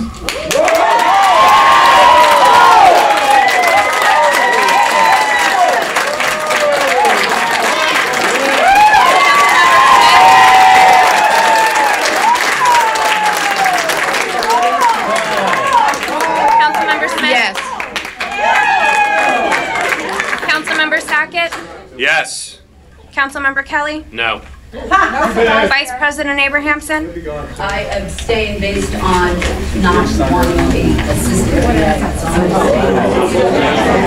President Jedinak? No. I count 5 yes, 2 no, 1 abstentions. The appointment is confirmed. 6 yes. I count 6 yes, 2 no, 1 abstention. The appointment is confirmed. Congratulations to Ms. Seeger. Next on the list we have are reports of the council in roll call order. Councilmember Quinn is first.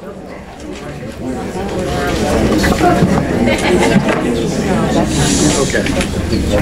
First, I'd like to let the fire department know I was not able to make the rounds to look at all the fire trucks and everything. My twin 2-year-old grandchildren had their birthday party that day. But I was able to make the dinner, and it was a great time. They deserve it. They work hard, and God bless the firemen and EMS.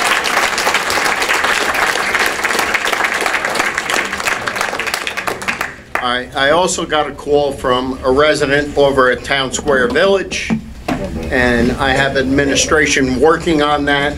It seems that at 3 o'clock in the morning, garbage company decides to pick up their dumpsters and slam them, waking up the residents that live adjacent to it.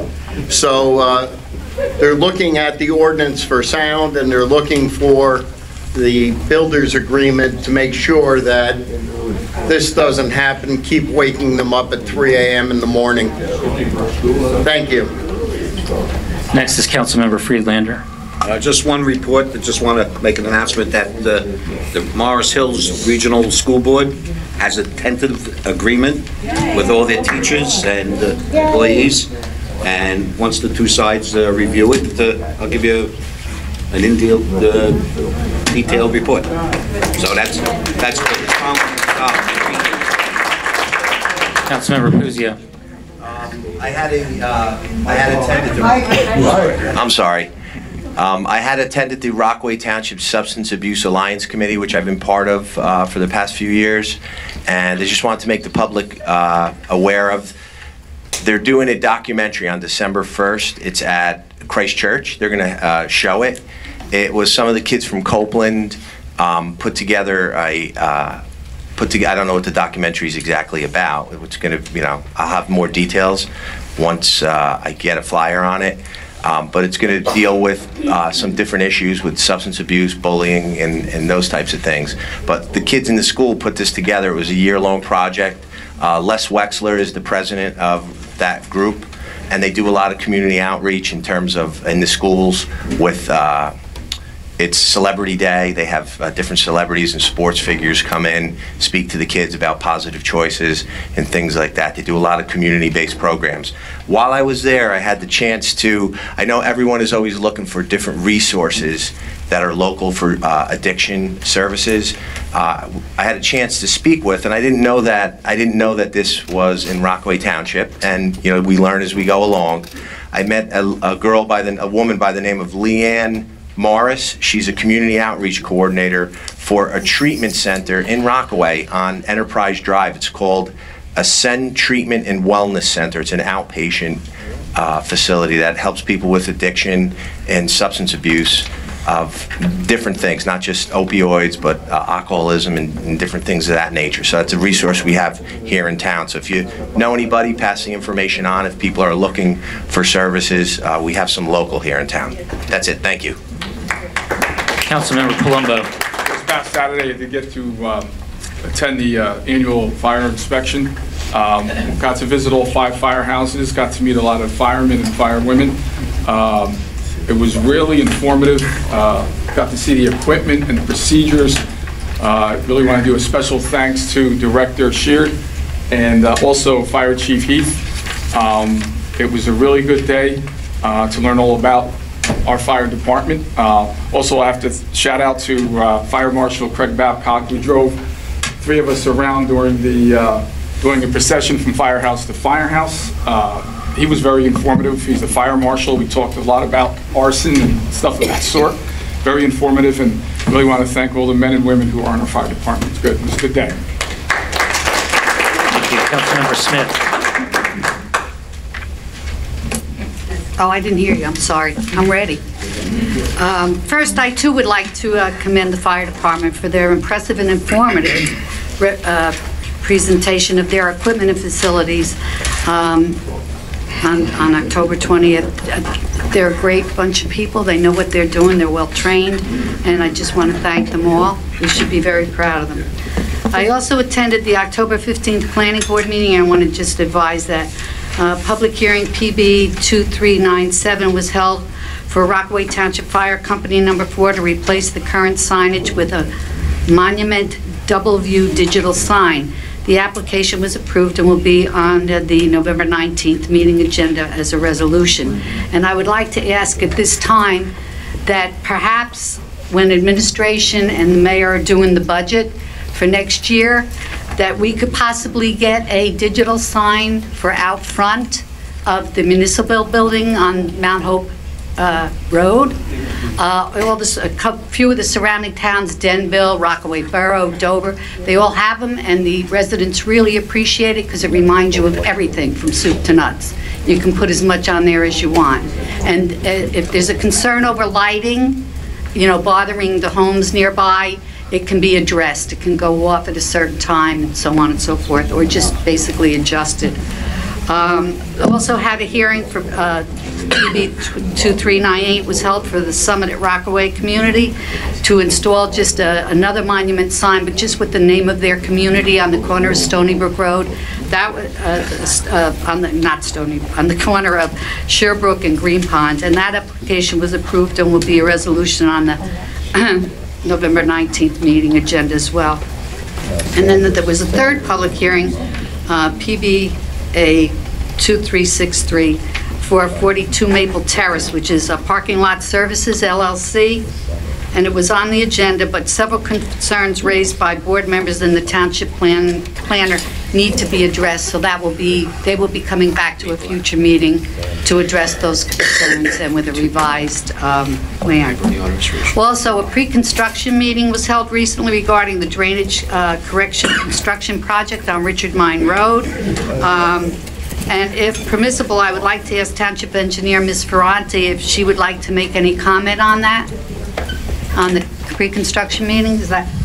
Thank you. Yes, I apologize, Ms. Smith. I meant to catch up with you before that. That's fine. I'd rather you tell it. You'll get it straight. We did have a pre-construction meeting on the Richard Mine Road improvement project that is coming. We still have some administrative items to go through before we could issue a notice to proceed, but we are hopeful that it will occur within the next couple of months, and a portion of that project should be completed, the drainage portion, before snowfall, hopefully. That's about it. Thank you. Thank you. That's it. Thank you, Mrs. Smith. Next is Councilmember Sackett. A couple of things. This Friday is the Rockaway Area Chamber of Commerce meeting at 9 a.m. at the Atlantic Health Building. Also on Saturday, 27th, there's a fall cleanup day at Parks Lake Gazebo, 9 to 11 a.m. There's a trunk or treat down at Dwyer School in the parking lot at 3. Also, I want to ask administration, I was down this past Saturday at the concession stands, helping the football program out, volunteering in the morning. They have a nice plaque for Mayor Datchison, and they haven't put it up yet, and they want to talk to Mr. Coward about, they want to put it up, they're not sure where they can put it on that building, so maybe someone could reach out to the football program, they can get that plaque up instead of having it sit in their kitchen. I think it'd be nice, and that's it. Councilmember Kelly. I have a couple of things, just to echo on to Mr.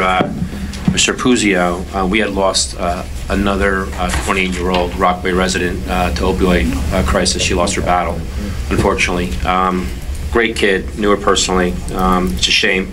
So it's definitely something that we have to continue to go into and get more activity going on as far as activism and knowledge, whatnot. I also attended the fire banquet and the inspection. And just so that, I was asking a lot of questions when I was there. I just wanted to let the people know. They're all volunteers out of the 5 companies, as well as Green Pond, which is not part of Rockaway Township, but they are part of the component for mutual aid when we need it up north or even down south if it's necessary. But yearly, between the 5 companies, it's about just under 2,000 calls, which is roughly between 6 to 7 calls per day. There's 150 roughly active members of the volunteers that do that. We had Friday, we had a horrific accident of an SUV going underneath the tractor trailer with an entrapment inside there. And all the companies responded, as well as other mutual aid that was there to get the driver out, severely burned, and then medevaced over to St. Barnabas that was there. We also had a police officer that was injured, went down there to get checked out in regards to some inhalation of chemical and smoke, and he's doing fine as well. In addition, I don't know if everybody has been watching, my family's from Dover. My grandparents had migrated from Italy to Dover in the 20s, so I have a huge family connection with Dover.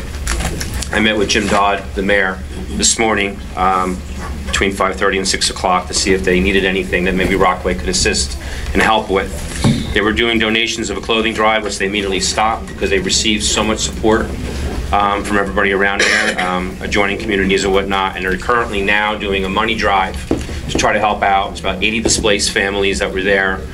40 of them are going to be permanently displaced in the restaurants and businesses that are there. So between Bassett Highway and Blackwell Street is Warren Street, which is just down the road from the Salvation Army and the police department and the fire department. So it's a pretty scary thing, and it's an amazing of what it looks like, and from what it was, it's, you know, they're really doing a great job in Dover, and this is kind of a setback right now. So I just wanted people to recognize that. In addition to that, a little concern going on in Telemark. I don't know how many residents that we have here in the audience that are Telemark, but we had two things. We have some vehicles that are being stolen. They're coming in. I saw the one video of one of the residents on Green Pond Road, and it was about 6 to 7 minutes that they were in the driveway, in the road, trying to steal not only one car, but two, but they were only successful with the one. Make sure your key fobs are out. I mean, some vehicles, the windows get collapsed in, and when they're not collapsed in, they know that the key fobs are in there and they're easy to take. We also had the mirrors, I'm sorry. We also had an unidentified male that were harassing some of the children over in Lake Telemark across from the clubhouse in a park that we have on private property of Lake Telemark Clubhouse. And if anybody doesn't recognize somebody in your community, I mean, social media is a great thing. Take a photograph of that person, contact police, 625-4000, 911, whatever it may be. I mean, these are children that we're talking about. We're by a school, we're by a church, and it's a lot of crazy stuff that's happening. So just be aware of that. And then lastly, Mrs. Ferrante, congratulations for your position that you got appointed in not only once but twice. But I know that Park Lake with Rockaway Borough, Mayor Bruder and Mr. O'Connor in Recreation are dealing with their lake and potential drainage and lowering the lake to do some dredging and some other things that they may. And I think it might be beneficial for us just to have some communications. You know, there could be some effects that Rockaway may endure from this. There may be some possibilities that we can jump on a bandwagon to assist us. Again, not trying to go into anything at the moment, but just questions to see what's happening. I know it was delayed for the dredging and draining in September of this year that it passed, and they're looking to do it into, I think, in March maybe, or April of 19. But Fierro Engineering, Paul Fierro, is their engineer that's assisting with that. I don't know if you have any communications or contacts with Mr. Fierro, but maybe we can reach out to Mr. Gruder and Mr. O'Connor and potentially move forward and just, again, just to see what they're doing and kind of get a little update, and if there's something that we can do which may minimize costs for us that we may have to do in the future, that's something that we can always entertain. Sounds like a good idea. Yeah, just to, again, trying to build that partnership with the borough. They're a great community to do that with. Other than that, I have no report. Thank you. Council Vice President Abrahamson is next. I'm just going to echo what everybody said. We attended the fire inspection. Very impressive, very impressive. And the fact that these men and women are volunteers is even more impressive. And I'll tell you what, they're out there. They're working and they're out there. And when they come knocking for donations, make sure you put your hand in your pocket, because it goes to really great things in those firehouses, really. They did an outstanding job. The machinery is kept meticulous, from the house to the tires to the inside and the outside of those fire trucks and ambulances. Meticulous. You could eat off of it. It was a wonderful evening that night. Very generous of them to invite all of us, and it was an honor for me to be there. As far as going on in those of you that live in the Birchwood area off of Crestmont, I'm sure you've been detoured. We're having all the gas lines replaced. They're moving ahead and it's moving forward, and it looks like they're really making some good progress. They're replacing all the old gas lines, and it's really moving along. There's some drain issues being taken care of, and I thank the engineer for that. And the DPW, once again, is doing an outstanding job, as usual, keeping up with all of this. as far as the fire department, I didn't want to ignore, as Mr. Kelly pointed out to me just now, the men and women that volunteer as firefighters, EMS, and first responders. We also have the ladies auxiliary that keep those places moving too. So we have to keep all that in mind. All of those volunteers. I can't say it enough. Thank you. That's it. Thank you. Thank you also to the fire department for having us at their annual inspection. As always, it's a great event to be at. Learn so much about what the volunteers of the fire department do, both the firefighters and the EMTs. They need volunteers. So if you know anybody who might be interested in doing that, please direct them to one of the local firehouses. They're always in search of volunteers. They do a great job of keeping everything in order.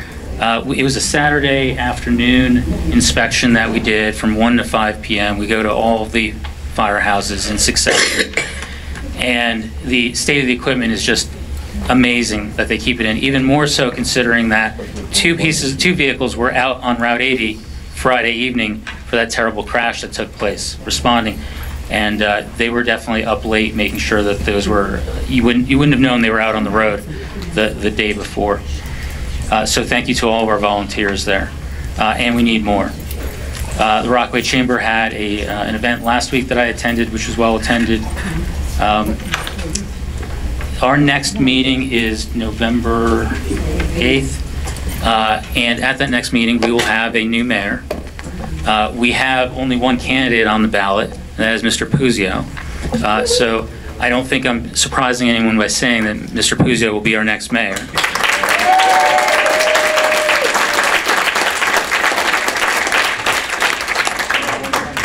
So an early congratulations, but also if there are things, Mr. Puzio, that you would like to work on together and find common ground on, I'm offering to meet with you to talk about those things so that we can try to find a way to work together in your new role come November. With that, Mr. Mayor. Thank you. Again, I'm attended the inspection, the firehouse inspection. Couldn't really say anything, more eloquently than the council did. I echo everything they said. The professionalism and dedication of our volunteers, really is inspiring. Any chance you have an opportunity, thank them for what they do. I grew up, again, dating a young lady whose father and brother were firemen, so I saw the dedication they have. Christmas, birthdays, dinner, if the plectron went off and the siren went off, they were up and out. So it's really inspiring to see the work they do. Unfortunately, I do need to discuss something which I think is critically important that the residents of Rockaway are made aware of. I'd just like to read this into record. I recently learned that on September 27th, 2018, the Morris County Prosecutor's Office sent a detailed letter to John Inglesino, at that time our town attorney. The letter from the Morris County Prosecutor informed Mr. Inglesino that the special meeting on August 22nd, 2018 was illegal for lack of a quorum. Through today, neither myself, the acting administrator, the township attorney, John Iacofano, or council members Puzio, Friedlander, Sackett, and Quinn were not informed by the council president, acting clerk, or Mr. Inglesino that the letter from the Morris County prosecutor existed. Needless to say, the prosecutor's letter was never even mentioned during the October 1st, 2018 Superior Court hearing or to the appellate court. It was only last Friday, October 19th, when I learned about the prosecutor's letter, when a copy was sent to Mr. Iacofano 10 days after the original was sent. And I should note that Council President Jedniak did direct for the approval of the August 22nd meeting minutes after our last council meeting, October 11th, which we may presume this letter was already in possession. So my question for Council President, did Mr. Inglesino forward this letter to you? If that was the case, when were you made aware that the letter was written, and why was it not given to the appellate judge or to Judge Minkowitz? I asked the same question to Acting Clerk Christina Clipperton. Did Mr. Inglesino forward this letter to you? When and how did you become aware of the prosecutor's letter? And were you aware of this letter was not given to Judge Minkowitz? And I forward the questions to Vice President Patricia Abramson, to Tucker Kelly, to Phyllis Smith, and to Victor Palumbo. Never in the history of Rockaway Township have two council meetings been declared illegal, both at the direct result of the action of a group of people with schemes that prove that they can care nothing about the official positions and oath that they have, but just for the personal agendas. We have a letter from the prosecutor. Why was this not brought to our attention? Okay, I'm the interim mayor, I understand. But why was the town attorney not brought? Why were your fellow council members not given this? Why was the judge during the Superior Court hearing not given this information? So I am hoping that you can answer those questions for me. Thank you. So this is the first that I'm hearing of this letter, and I would appreciate a copy of it. Absolutely.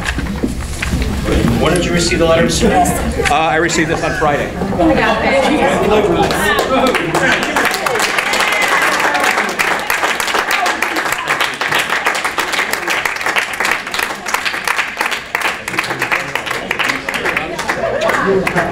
Thank you for the copies of the letter. Is that it, Mr. Salberg? Yes, it is. Thank you. Okay, thank you. Next is open to the public. We have stacks we'll distribute.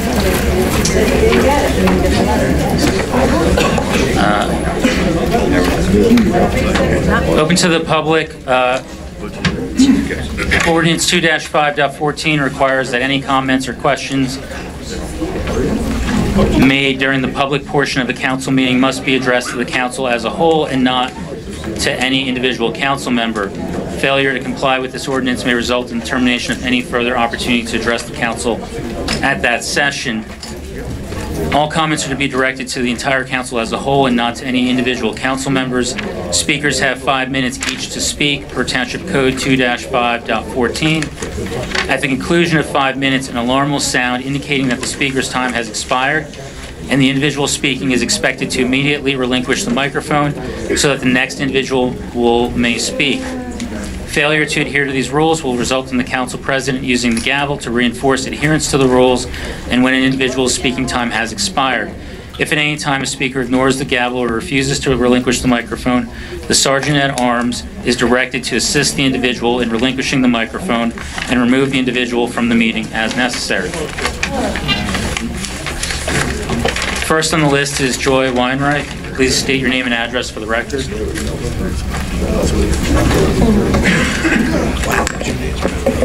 Joy Weinreich, 7 North Brookside Drive. First, I'd like to thank all of the council members and our residents that came to support our blood drive that we just had on Sunday, the 21st, at White Meadow Lake, all run by volunteers.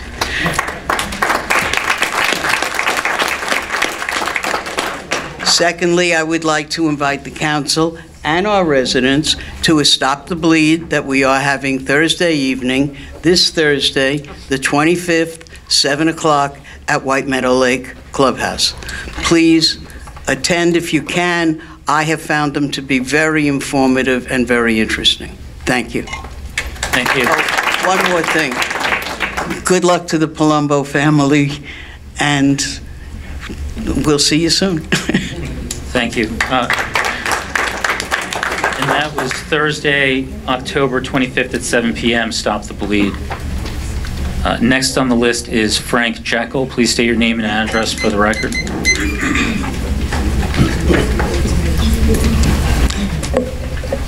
Frank Jekyll, 9 Arlene Drive. I'd like to congratulate Ms. Seeger on her appointment as business administrator. And I'd like to take note of the fact that I think this is the first time since January, when the new council took office, that I've seen a vote outside of the block of 5. So I like that. I like that. So it shows some independent mindedness.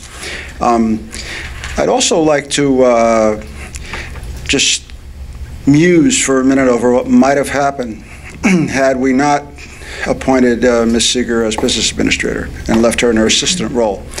Had we gone forward through another selection process and selected John Doe because he was this much better than Ms. Seeger, then we would have been in a position of having John Doe as business administrator and Ms. Seeger as assistant business administrator.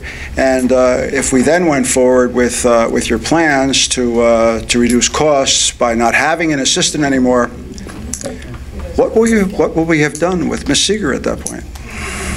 Just something to think about. And finally, on Friday night, the PAL is having their annual Halloween party at Morris Hills High School in the cafeteria. Starts around 7. It's for the Challenger children. Most of the work the PAL does is really focused on the Challenger children and young adults to give them an opportunity to be involved in sports programs. They have a basketball program, they have a baseball program, they have a soccer program, they even have a weightlifting program. And so it's all good stuff and all good work.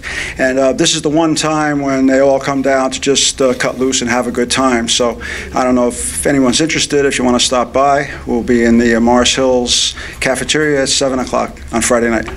Thank you. Next on the list is Derek Wing. Please state your name and address for the record.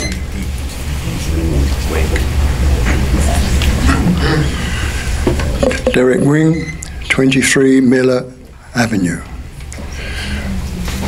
Mr. President, members of council, Mr. Mayor. I've attended a number of meetings and I've noticed that the votes, normally when you have one of your votes, it's nearly always 4-5, i.e. 4-4 with your president having the vote of the 5th. The vote always seems to start with either Councillor Puzio at one end or Councillor Quinn at the other. If Councillor Quinn votes yes, I know for a fact from what I've seen before that it's going to be defeated by the amount of 5-4. There's never, until tonight, been a 9-0, and there's not ever been a 6-3 or any other number in between. It's always been 5-4. It's reminded me of a programme that I used to watch in England, a wonderful programme which you may not have ever seen in this country.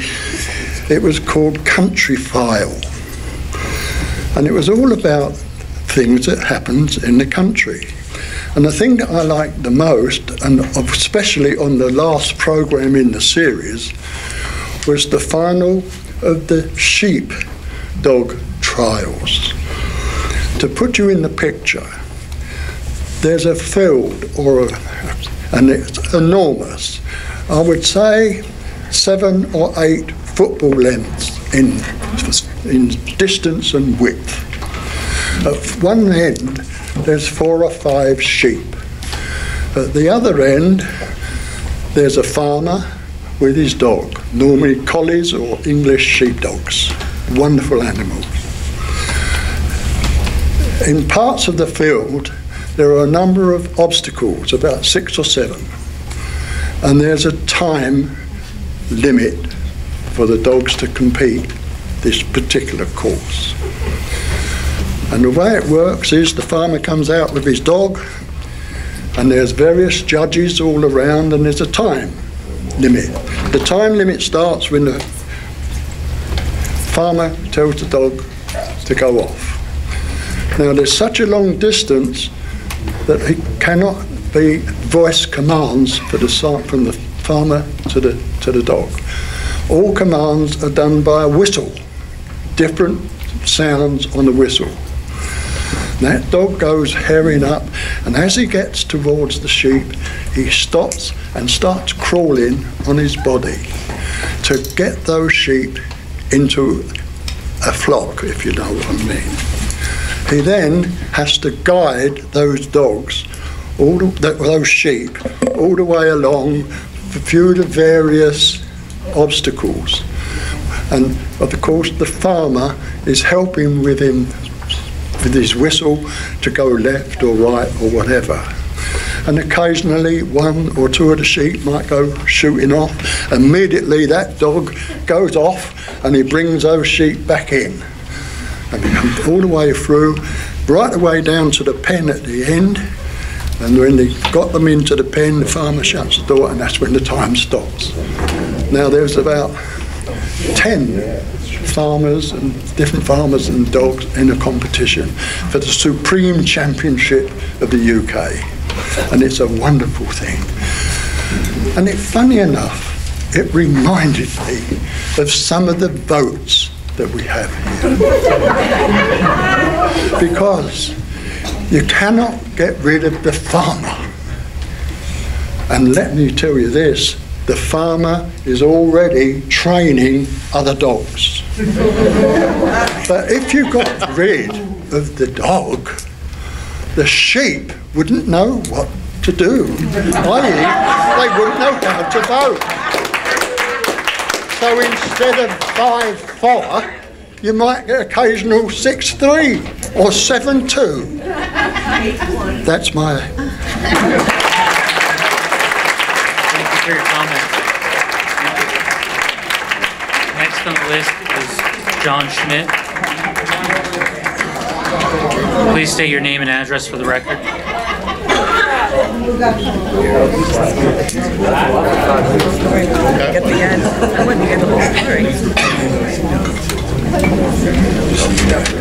Yeah, it's going to sound good. Good evening, John Schmidt, Gloucester City, New Jersey, County of Camden. What's the address? Your address? I don't think that's a requirement of the OPMA to give the address. I give the town that I live in. Please continue. Please continue. About a month ago, I spoke to you about OPMA. Shortly thereafter, his statements sound authentic, but they turned out not to be current regarding the case law he mentioned. I would be comfortable to say he is not an authority to be relied upon. Former illegal Mayor Paul Menina. I wish he listened to me then. To those that did, thank you. To those that read my email and took remedial action tonight, which was all of you. You had an open debate. You had an open debate all meeting. Was it perfect? No. But what you guys did tonight was a start, possibly down the right path. It was nice to see tonight. On the Open Public Meetings Act, the first thing, Section 18 of the Open Public Meetings Act deals with your annual notice requirements. In the beginning of the meeting, it was read by the clerk. The meeting was advertised in the Daily Record, the official newspaper for the Township of Rockaway. On January 8th, notice was posted on the official bulletin board of Rockaway Township. Anyone see anything wrong with that? One newspaper. Law is 2. Difference between 48 hours and annual notice is the annual notice is published. Even if you didn't publish it and noticed one and published one, you only sent it to one paper. Now, I don't think that would be voidable. I wouldn't take that. But I think that needs to be reviewed and sent to another paper and corrected for the rest of the year. In terms of publication, the annual notice must be published in at least 2 newspapers.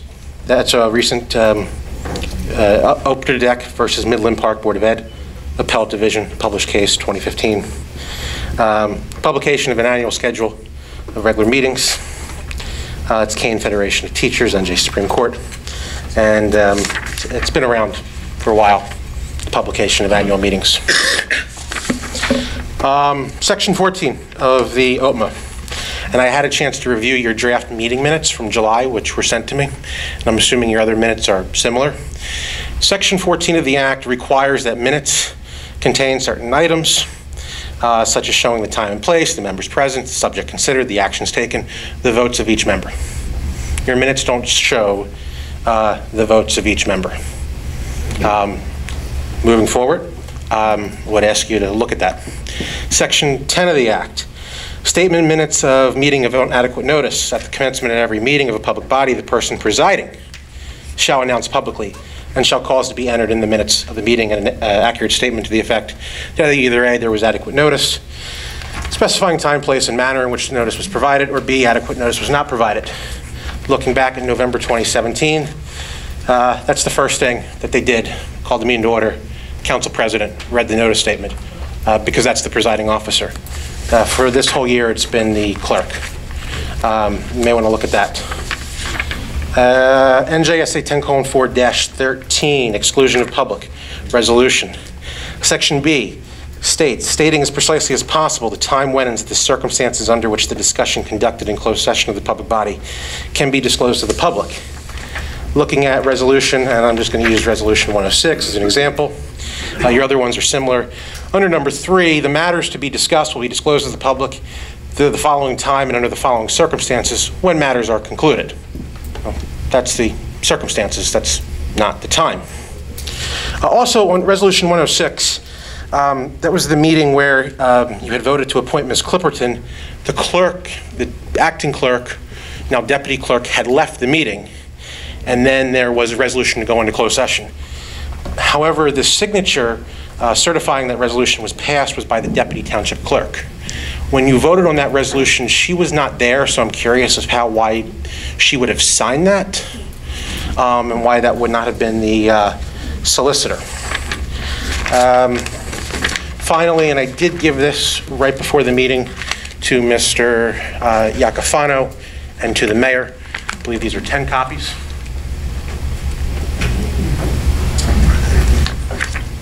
That is a form resolution which was originally drafted by John Paff. Time is expired. And I consider you adopting that resolution. Thank you.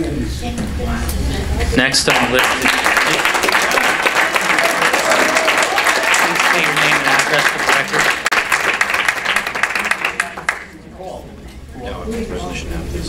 record. Tim Schutz is next.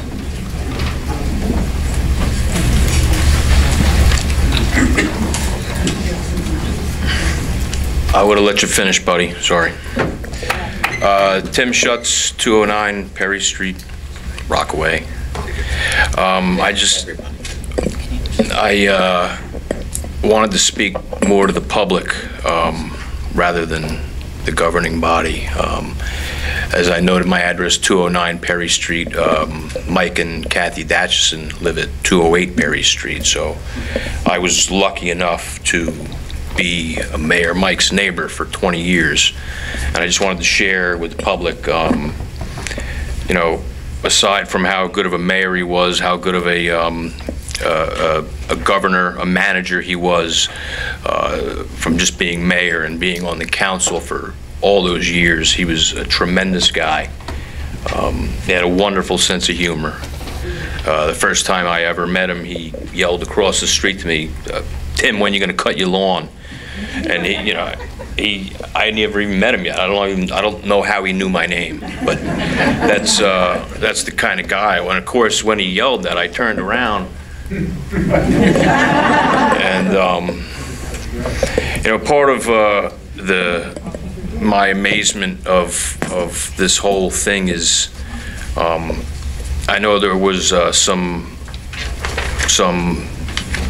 concern or some contention by the public that, you know, maybe the majority of this council had contributed to his death, and I didn't want to believe that. I remember the night of August 15th when my wife said, you know, there's cars coming outside, look outside.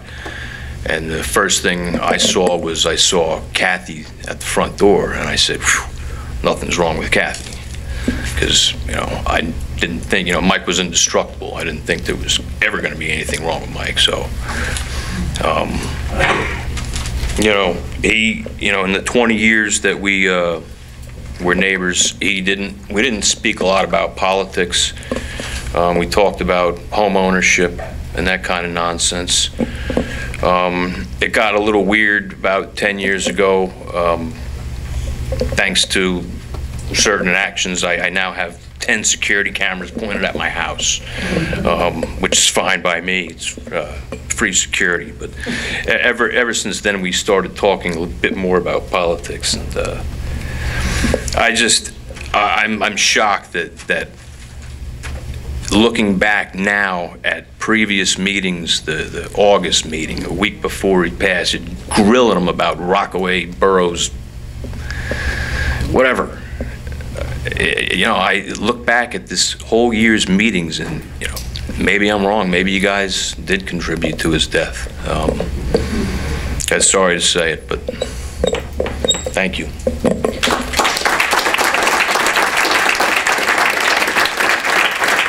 Thank you for your comments. Next on the list is Barry Silberger.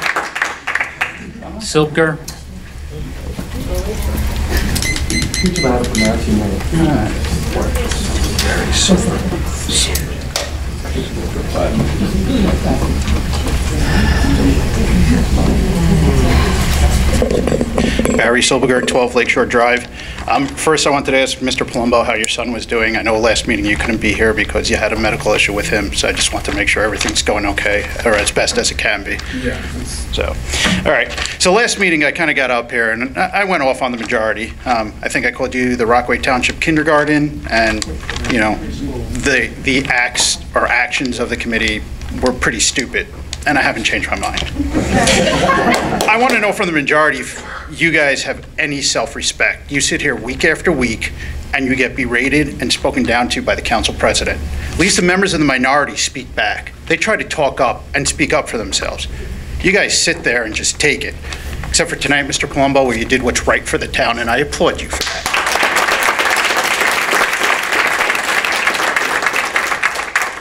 I didn't plan this, but we're going to continue on the theme of sheep. Alexander the Great said, "I'm not afraid of an army of lions led by a sheep. I'm afraid of an army of sheep led by a lion." And this council kind of proves that.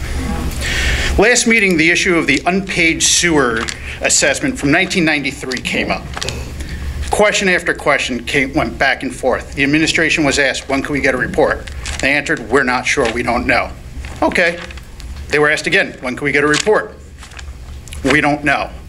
So then a third time, when can we reasonably expect a report? If they don't know, they don't know. Asking 3 times isn't going to change the answer. But here comes the stupidity. Your personal feelings about Mr. Iacofano come into play because he advises you guys we should discuss this in a closed meeting because there could be a possibility of litigation. Do we take his advice? No. Ms. Abertson goes on and goes, wait, can't the Armory sue us since they're the only ones that paid? Why do you think he expected or requested a closed meeting? But we won't stop there. Mr. Kelly doubles down and goes, wait, doesn't Title 40 limit it to $16,000? How did they pay $250,000? Do we really need to make their case for them? I mean, let's have a little common sense. Stop getting your personal feelings against him. Prevent logic. But let's move on to the voting from the last meeting. We now know there's a letter from the prosecutor saying that the August 22nd meeting was illegal. There was no quorum. But still had a vote on it. Council members over here objected to the fact they didn't get meetings. They didn't get minutes for the closed session. Mr. Jedniak, making up his own rule, says you'll get it after. Well, I guess that's a Nancy Pelosi way of doing it. You have to vote on it to read it. Administrative Code 2-5-12. Reading of the minutes. Unless reading of the minutes of the council meeting is requested by a majority of the council, such minutes, when approved by the majority on a roll call, will be considered approved without reading, provided that the clerk shall have furnished each member of the council a copy of the minutes preceding the meeting 1 week after the meeting or soon thereafter as practical. It doesn't say after the vote, it says before the vote. They need to get it. I don't see an exception here for closed meetings. I don't know how you make up the rules as you go along, but that's not in our administrative code. But then let's move on to Mr. Puzio. He tries to make a motion. You shoot him down. He pulls out Robert's rules. You shoot him down. I don't recognize you. Make it up as you go along. You pull out the thing. Hey, here's my administrative code. Tonight, you go to Robert's rules, and obviously, you may not have read them properly, because what it says is a subsidiary motion to lay on the table. Can't interrupt a speaker who has the floor. I don't think that happened. Must be seconded. Did happen. Isn't debatable.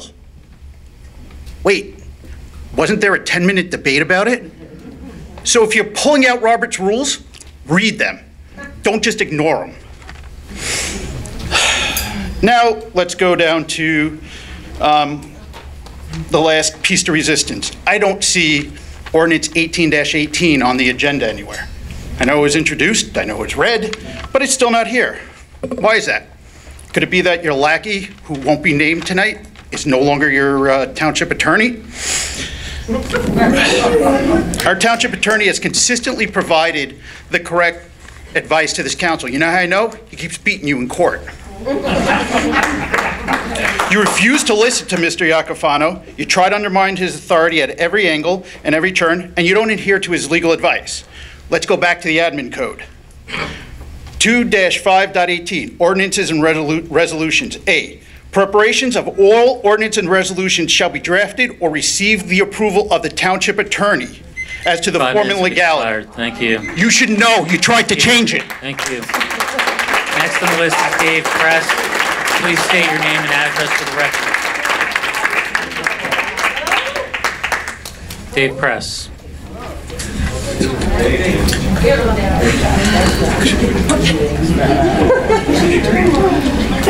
Okay. I was going to start out by saying, oh, sorry, Dave Press, 71 Oakland Avenue. Okay.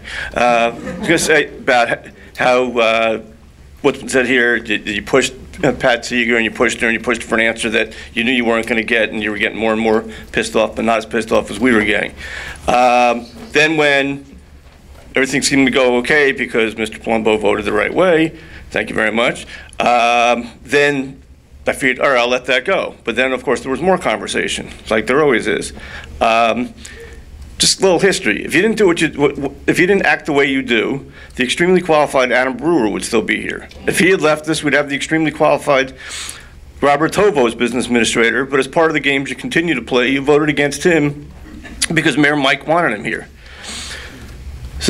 And you have something against Pat Seeger because because you don't want her to have the job. I'm sorry, because she stands up to you. Okay, and I'm sure that's going to continue. Okay, she's extremely qualified. Hopefully, she won't decide that it's necessary to leave our town. Okay, next. Okay, Rockaway Township residents continue to ask why these meetings are held in the municipal building instead of at Copeland Middle School. We all know that you were willing to hold these meetings at another location when that location, Christ Church, was one of your choosing. It's very simple. Christ Church is in Mr. Jed's and Mr. Kelly's end of town, and therefore within their comfort zone. Okay, go back to the whole. Okay, let's see. I'll skip what I was how I wanted to say it. But the whole thing with playing games with the acting position, this one, that one, assistant, maybe temporary. But you guys didn't have any problem in giving a hell of a lot of money to an attorney that everyone except for 5 of you in this room hates. Okay, that was okay with a, let's see, was he the acting mayor? Was he the interim mayor? I can't remember anymore. Okay, with Manana, but yet you were trying to put this off on Mike Puzio because, oh, it's okay. You wait because you're going to be the next mayor. Okay, but then it's okay. We should put this off. We shouldn't spend this money. We need to research this more. But then this comes from 5 people who said, I'm sorry, 4 people who said. Didn't have any trouble giving a $70,000 salary to an unqualified acting clerk. But that was okay. That was all right. Okay. Tonight you approved minutes for multiple meetings. When Mr. Kelly was a member of the public, he frequently complained about delays in minutes being approved. However, now that he's a council member, that apparently doesn't matter. Of course, more of do as I say, not as I do. And I want to say, for over 30 years I worked in insurance claims. When I used to go out and meet with people, I'd say, okay, I'm going to ask you questions. You're going to give me the answers. I'm not going to look at you because it's purely a defense mechanism. I don't want to laugh in your face when you say something stupid or you lie to me, okay? So basically, I said it wasn't being rude. I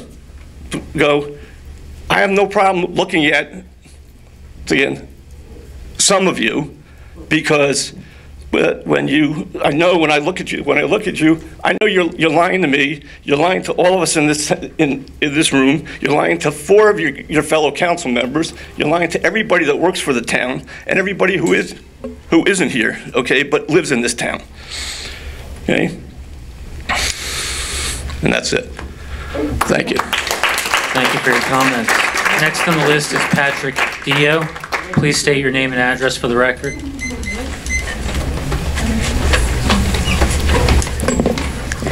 Patrick Dio, 11 Valley Road. Now, the first thing I'd like to say is that I have a hearing impairment in both ears. And I would really appreciate it if in the coming year the budget provide for microphones for every member of this council. Okay? And I also would ask every member of the council that when you do have the microphone, to speak into the microphone. Don't lean back in your chair, because we can't hear. I can't hear. Now, that being said, I also have to say that I have been coming to the meetings the last few months, and I've been finding it very exhausting.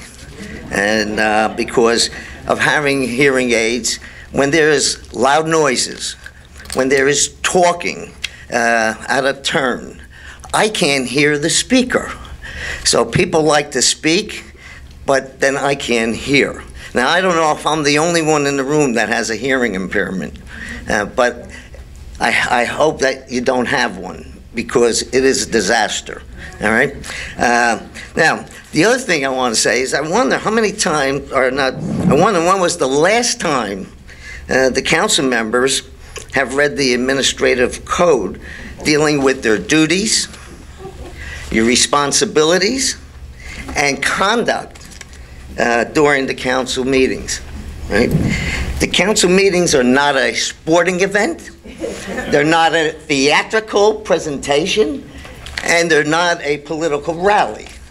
You know, the council meetings, as far as I look, are an extremely important aspect of our town governance. The last meeting, Mr. Puzio attempted a Robert's Rules of Order. What was that? Point of order. This raised a question in my mind. Does the council operate under Robert's Rules of Order? I found the answer. The answer is Article 4, Section 2-5.1. The answer is no. The answer is no. Now, I recommend that the council consider amending that and provide for Robert's Rules of Order. Now, that being said, right, I believe a lot of what transpired could possibly have been avoided if the attorney who is familiar with our rules have advised immediately the council of this fact. Right?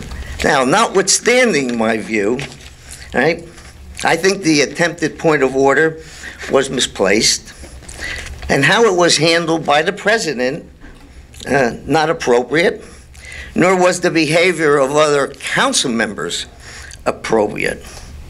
A simple reading of Section 2.513 would also assist in resolving the issue. Now, I also find it difficult to understand how a council member did not get minutes to meetings while other members got those minutes, right? I was also, now, I refer the council to Section 2-5.12, right, dealing with the minutes, which might have assisted in that particular situation. I was also fascinated that a council member wanted to rewrite minutes to change what actually occurred. That's not the purpose of correcting minutes. Right? Shortly, we will have a new mayor. Right?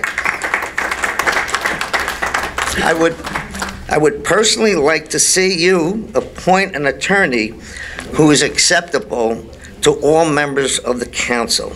There are many qualified attorneys in Morris County to choose from. Mr. Iacovano is qualified, but I believe he has divided loyalty and has given me appearances of conflicts of interest. Right? Hopefully, the business administrator that was just appointed will be charged with the task of reviewing the budget that's going to be presented within the next month. to achieve significant, substantial cost reductions to reduce our high real estate tax burden.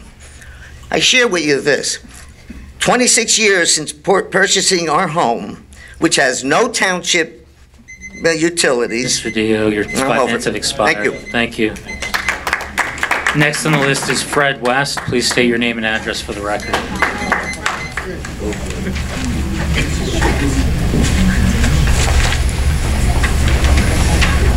Fred West, 3 Barry Drive, Rockaway Township. I've been coming to these meetings since January, and I stopped the last couple of meetings because it was getting too much. The lunacy that's going on here. Vic, thank you for voting with some sensibility tonight. It's about time. The rest of you, you're dead from your necks up, the vile 4 or 5 of you. How you got in your position is beyond me. It's a shame. And don't ever think about running again for re-election in whatever ward you're in, because I'll be there, whatever ward it is campaigning against you, and for any candidate that runs against you. Also, if some of the council members here do not receive all the packets within an ideal time to analyze what's going on, what kind of person are you, Jendiak? That's your responsibility, and the clerks, to make sure these people get at least sufficient time to analyze any paperwork so they can vote intelligently. Some of you people vote without even looking at your packets or opening them up as you get here, for God's sakes. There's also a thing called sunshine laws. When I was on the Board of Ed for 10 years, all our discussions on anything that we voted on was done in open public session.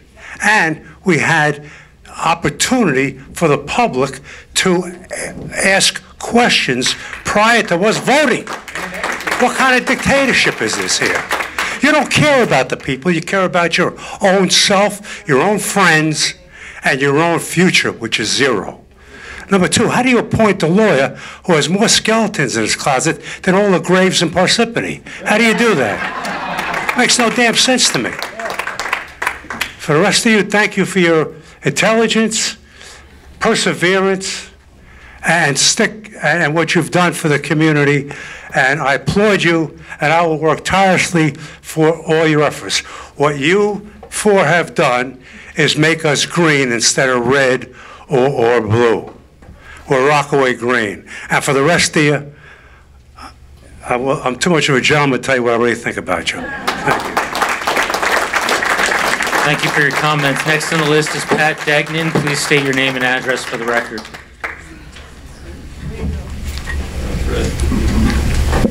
Pat Degnan, 88 Valley View Drive. I have a couple of things that I want to bring to the council's attention. Today I was at the recycling center right over here, and the brush over there is quite encroaching on the driveways where everybody drives. It looks like we haven't done the mulching in a long time. It's very difficult to get in and out of there, and I think that it would be nice if we could have something done.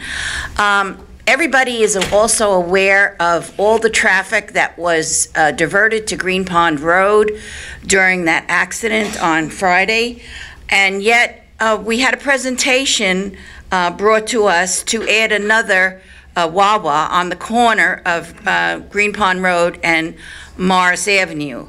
I think this is a very, very wrong thing to do. It's congested enough there. The other morning I came out.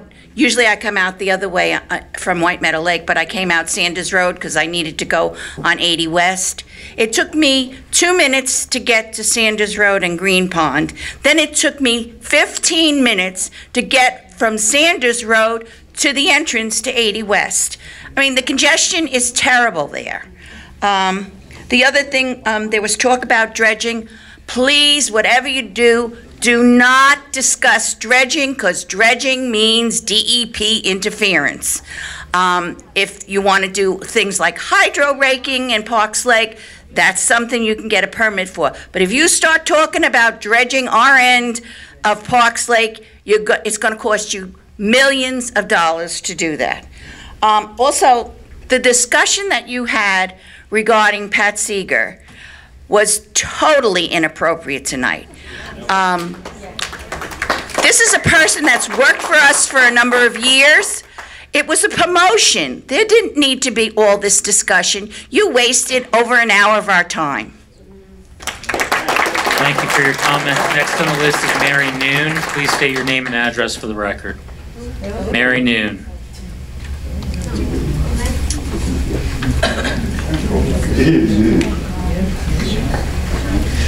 Mary Noon, 454 Herrick Drive. I'm actually here to talk about a storm drain. The storm drain on the corner of Sunny Hill Road and Swede-Mine Road. They are doing work on it. Half of it is blocking the road, so if you're coming down from West Main Street on Swede-Mine Road to make a right, you have to go totally in the other lane. My concern is Halloween is coming up. Parents are going to be having their kids out. A lot more traffic is going to be driving around there. That needs to be taken care of before Halloween. So, down Swede-Mine, West Main Street, Swede-Mine, if you make a right onto Sunny Hill, you can't do it. I took a picture of it. So I hope administration has that. Okay? And that's it. Thank you. Thank you for your comments. Next on the list is Lisa Salberg. Please state your name and address for the record.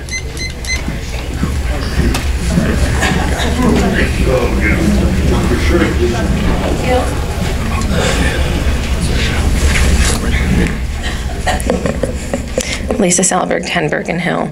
Excuse my voice, I just found out a friend died. Sorry about that. Thank you.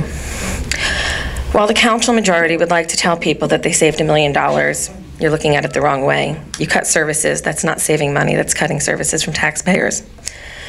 When you spend money, try to get something for it.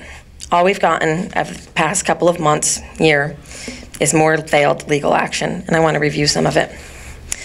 Kelly versus Datchison. We know that the claim that they were illegal benefits was fraudulent, a lie, proven in court, tossed out, but we paid to defend it because we knew what was right and what was legal. And this is where the basis of the ever-famous Pocket Resolution 1897 came in, for which we paid dearly. It is still an active resolution, and we're going to need to deal with it. We have Voorhees versus the Board of Adjustments in the town, claiming that there was a conspiracy that occurred in Rockaway Township. The court found in favor of the Board of Adjustments, and then found the case against the town was moot. But what most people do not know is this. The law firm for Voorhees is the same firm representing the acting clerk in both the illegal meetings of September 14th and 22nd, and the matters related to the recall. This is what's called a conflict of interest, and the attorney was obligated to inform the town of this matter. This is not ethical, in fact, is a violation of law. Council President's friends sought to invalidate 6 members of the Republican committee with attorneys tied to Ms. Abrahamson and Americans for Prosperity. That case, too, was lost. Datchison versus Council, which taxpayers paid over $200,000 for, and was mysteriously dismissed with no apparent authority when the judge had already written an opinion. How did this get dismissed? Well, let's look at Inglesino's conflicts of interest. I know we weren't supposed to say his name, sorry. And his, in my opinion, unethical actions. Inglesino represented the council in, the council in Datchison v. Council. And then Inglesino negotiates on behalf of Datchison while he's has an obvious, while he was the advisor to the council, so there's a conflict of interest there. Of note, Inglesino was the council's attorney until September 14th. On that day, he became the town attorney, yet the case was not dismissed by the judge until September 19th. Another conflict. Resolution 1897 was created in May by the actions of the council president, attempted to be rescinded in the non-meeting meeting that never happened, but happened because we have minutes, but didn't happen. Figure that one out. We paid over $200,000 for unethical behavior on all parts, and we have no idea where we stand with this litigation. While there was no technical OPNA violation on the 22nd, it simply didn't occur. And I said that night, it didn't occur. Other people in the room said it didn't occur, but you said it occurred. So you, the council, said it occurred? It occurred, but it didn't occur. So when did the prosecutor's letter find you? I do not believe it was tonight. I do believe that it was in your knowledge earlier. And this is going to be a matter that it's going to have to be investigated by the ethics committees of the state of New Jersey, probably by the Attorney General's office, because this behavior is beyond bad. It reeks of being illegal. For 10 months, we've sat and watched your attempt to control the council, Council President, and as each day passes, you bring us further and further out of compliance with the law. You've wasted hundreds of thousands of dollars, and you refuse to answer questions.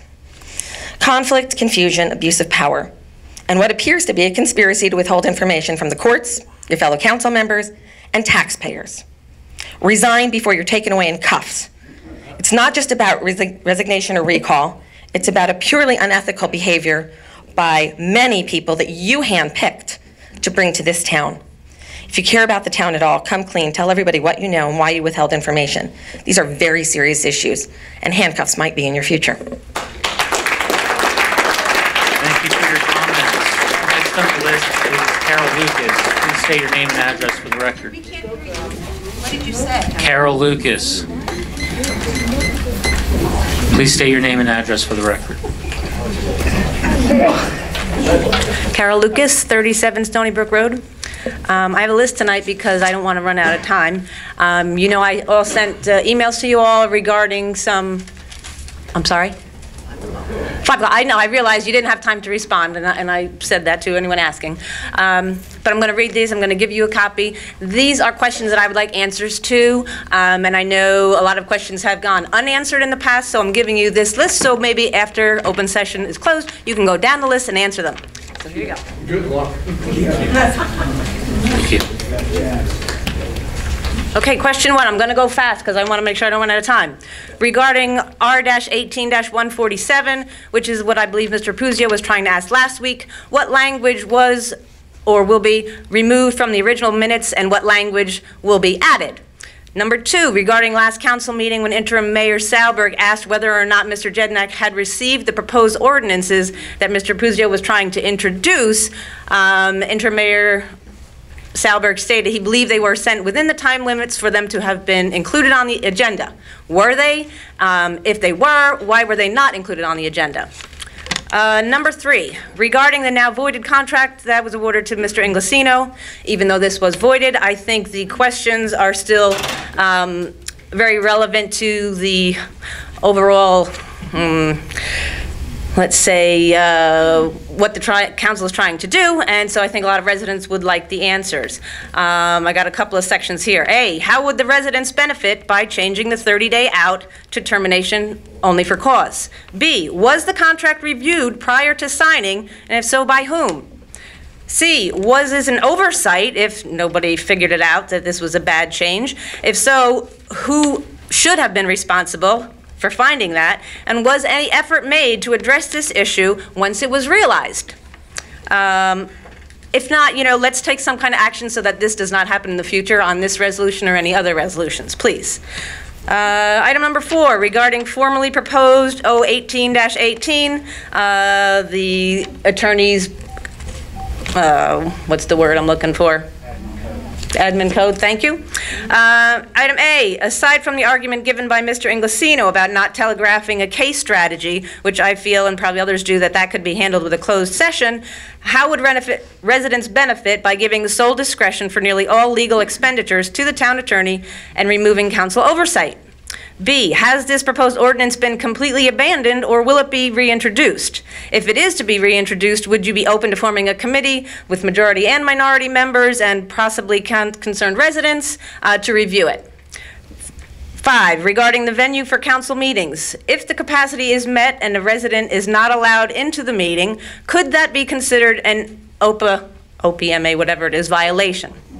If there's even a hint of this being a possibility, please be prepared to immediately adjourn the meeting so as to avoid exposing the town to additional unnecessary litigation at the expense of taxpayers, or come up with some other good plan. And, you know, having people wait down in cars is not a good plan. Item 6, how much money was billed to the township to defend the pro se case and the appeal? Number 7, who is on the Financial Review Board Committee? What are their responsibilities, and is the meeting open to the public? I searched on the website, I couldn't find any information. If it was there, I apologize, but I had a little limited time. This now I just kind of wrote in there, so I apologize for my writing. I went back, there was something that bothered me about the statement that Mr. Jednak, that you read in the meeting just after the appeal was denied.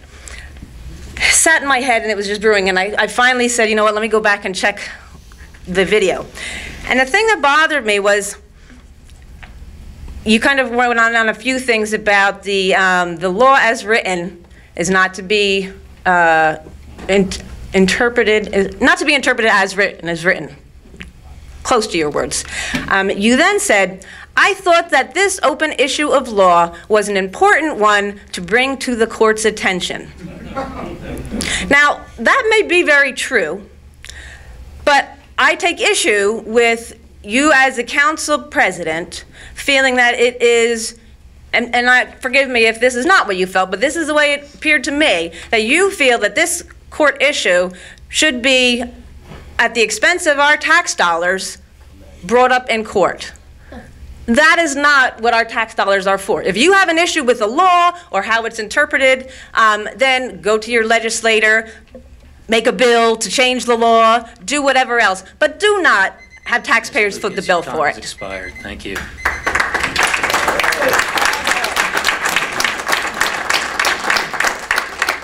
Meeting is now closed to the public. Adjournment. Answers? I'm sorry. Meeting is closed to the public. It wasn't open to the public, Chairman. It was open to the public. It did not have it open to the public. That was paper, respectively, that paper. We're closed to the public. Thank you. Thank you. If you wasn't here at the start of the meeting, you'd be able to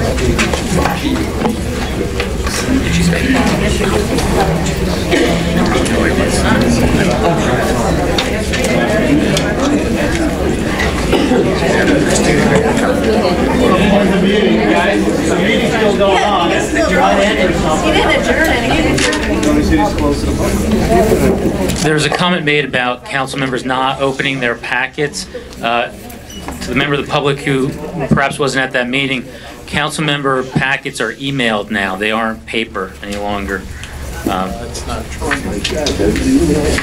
There's a request with regard to the mulching at the recycling center. Does the administration have that request? Mr. Mayor? Is that it? There is a request from a member of the public regarding the need for mulching and brush at the recycling center. Do you have that request? Yep, I have that request. We'll look into that. Okay.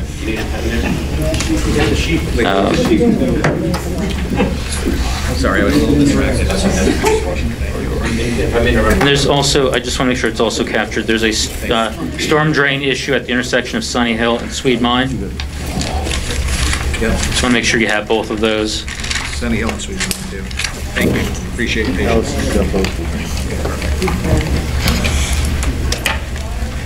Mr. Kelly, did you have a comment? No, I raised the issue about the recycling area, Mr. Mayor, last time, potentially removing it. Just talking about the removal of some of the brush to free up some room there with our 40 or 30 yard dumpsters to bring it over to county. Right now, if that could happen. Thank you. The question about the Financial Review Board, the responsibilities are in the Township Code. And I had previously requested that the members of that board be posted on the website. If they're not there, they should be. And if they're not, you can look at the minutes of the meeting where they were appointed. So you go back through the minutes, you'll see where the members were appointed. It was in the first half of the year. So you don't know who they are? I was just asked it, and I just answered where you could find it and when it was. Do you know who they are? You asked their names too. Does the administration have the request for microphones for all council members for the next budget? You can start.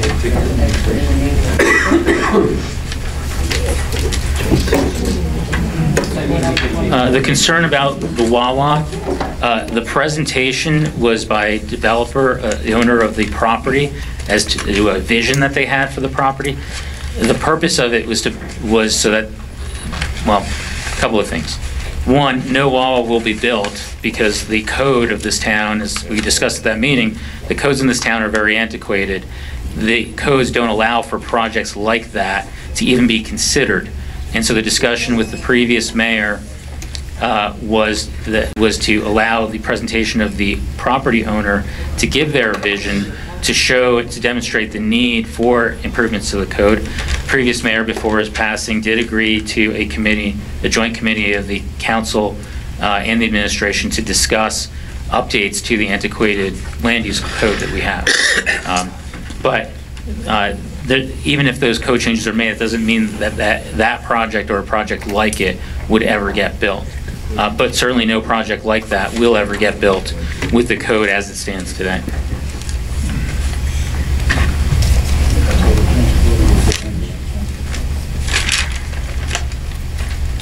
And with regard to dredging or potential dredging of any body of water, this council would review the cost of any suggested project like that. But to my knowledge, there's been no suggestion that this governing body or this township actively engage in any dredging, nor do I believe that there's any money set aside in the budget for such a project. Can I just follow up on that, Councilor Mr. Kelly? Mrs. Degman, with talking to Rockaway Borough in the beginning of January, February of the year, we discussed about some things about, again, Park Lake being lighted up like a theme like Dover has a JFK Park or Marshtown with a green, and also just decorating it all the way around the path area, and that had been brought up. But talking to Mr. O'Connor in Recreation, they're already on the plan. And when you say about dredging and in DEP, they've already gone through that process. And if there was something that we could utilize or get a benefit from that while it's going on currently with Rockaway Borough, I don't know if there is a partnership of a permit or there's an amendment that would make towards that would minimize our costs since it's going on currently rather than making applications solely from the Rockaway Township. So it wasn't stating that we were going to dredge or we're putting money aside to dredge. It was to see what Rockaway was doing and what we have currently going on, will it affect and have a negative effect of Rockaway Borough of the work they're currently scheduled to do. So that's all that was in reference to, is to get information and see if there's anything that we need to do moving forward under the legislation or what may happen with Rockaway Borough. So that's what that was about. Okay, thank you. Is there a motion to adjourn? No, I want to address two other people, if I may. Please continue, Mr. Kelly. And I apologize if I say the name wrong. Is it Barry Silberger? Silberger. I'm sorry? Silberger. Yeah, you made a comment, Mr. Silberger, about the sewer stuff. I don't know if you had read the article of the assessment. Excuse me, could we make sure all of our cell phones are off as they should be at the beginning of the meeting? Thank you. Mr. Kelly, continue. If you, I don't know if you read the article, but there was some communication between the press and some individuals that were being reviewed, myself, Mr. Yetrafano. Mr. Yetrafano stated about some legal process with estoppel and whatnot going on. When we talked about, you stated about under 40A with our Title 40 regarding the $16,000 cap, you misspoke with regard to that. I didn't say that it was under Title 40A. I thought that it was illegal under Title 40A to have a cap. So there was an ordinance that was trying to be introduced of having $16,000 as the cap, and then other people, if it exceeded that, then the taxpayers that don't receive a benefit on that assessed line would then have to pay for that, which could include you not living in Bulbyville. So I just wanted to make sure that you were corrected on that, because that wasn't accurate what you said. But you did comment on something too, which you had a pre-written statement on your an 8.5 by 11 sheet of paper that was there, and you commented about the prosecutor letter that you had typed on your letter. Actually, I handwrote it during the meeting because I got it right. Okay. I just didn't know if you had, again, I had no notice of that. I got it at the same time. Yeah, and I wanted to see when you got it or when you had knowledge of that. Show you it handwritten. No, that's fine. Again, it's kind of a surprise to a lot of us here, and I'm just trying to find out when it had taken place. My point was it shouldn't have been a surprise. No, I understand. That was my point. There's no doubt. I just wanted to know when you knew about it. And that was all. And if you have any issues with the time frame, I know Mr. Press talked about going on with the assessment, and you were talking about, getting a response and moving forward and asking it 3 times. But the problem is that since this assessment, which isn't the first assessment we've ever had for sewer, that it's been 25 years. So I didn't know how much longer we needed to find out what's actually taking place, as this is taking place on numerous occasions, especially White Meadow Lake. It didn't take 25 years to figure out what's going on. So asking a simple question, when will we expect a report, which Mrs. Seeger actually asked the town attorney to do, I think a time frame on that was really not that bad of a thing. We just weren't getting an answer. That was my point. No, I understand. If you asked it 3 times, you're not going to get a different answer. Right, but it's been 25 years, so I thought, you know what, in 25 years, you can have an idea of what's taking place. So, Mr. Kelly, on that topic, Mr. Mayor, Mr. Iacofano, is that report been completed yet? Okay, thank you, Mr. Kelly. And then just one last thing, where Mr. Press had made a comment about minutes. And Mr. Press, you were an elected official in January 1 of 2006, and I think it expired in December 31st of 2009. Yeah, and at that time, you didn't have minutes approved either for that whole entire period of time that you were there. And even before you, and there was actually litigation in November 3rd, 2011, where almost 10 years of minutes. This is not a... Mr. Kelly's making his statement. I just want to make sure that, you know, if you're going to make a comment, but 4 years you didn't do minutes, you didn't approve minutes. I just want to make sure we're aware of that. Thank you. All right, is there a motion to adjourn? A second, or a motion. Motion by Kelly, second by Abrahamson. Clerk, please call the roll. Councilmember Quinn? Yes. Councilmember Friedlander? Yes. Councilmember Puzio? Councilmember Palumbo? Councilmember Smith? Yes. Councilmember Sackett? Councilmember Kelly? Yes. Vice President Abrahamson? President Jedinak? Yes. 9 yes, 0 no, 0 abstentions. Meeting adjourned. I'll pass it on to Pat.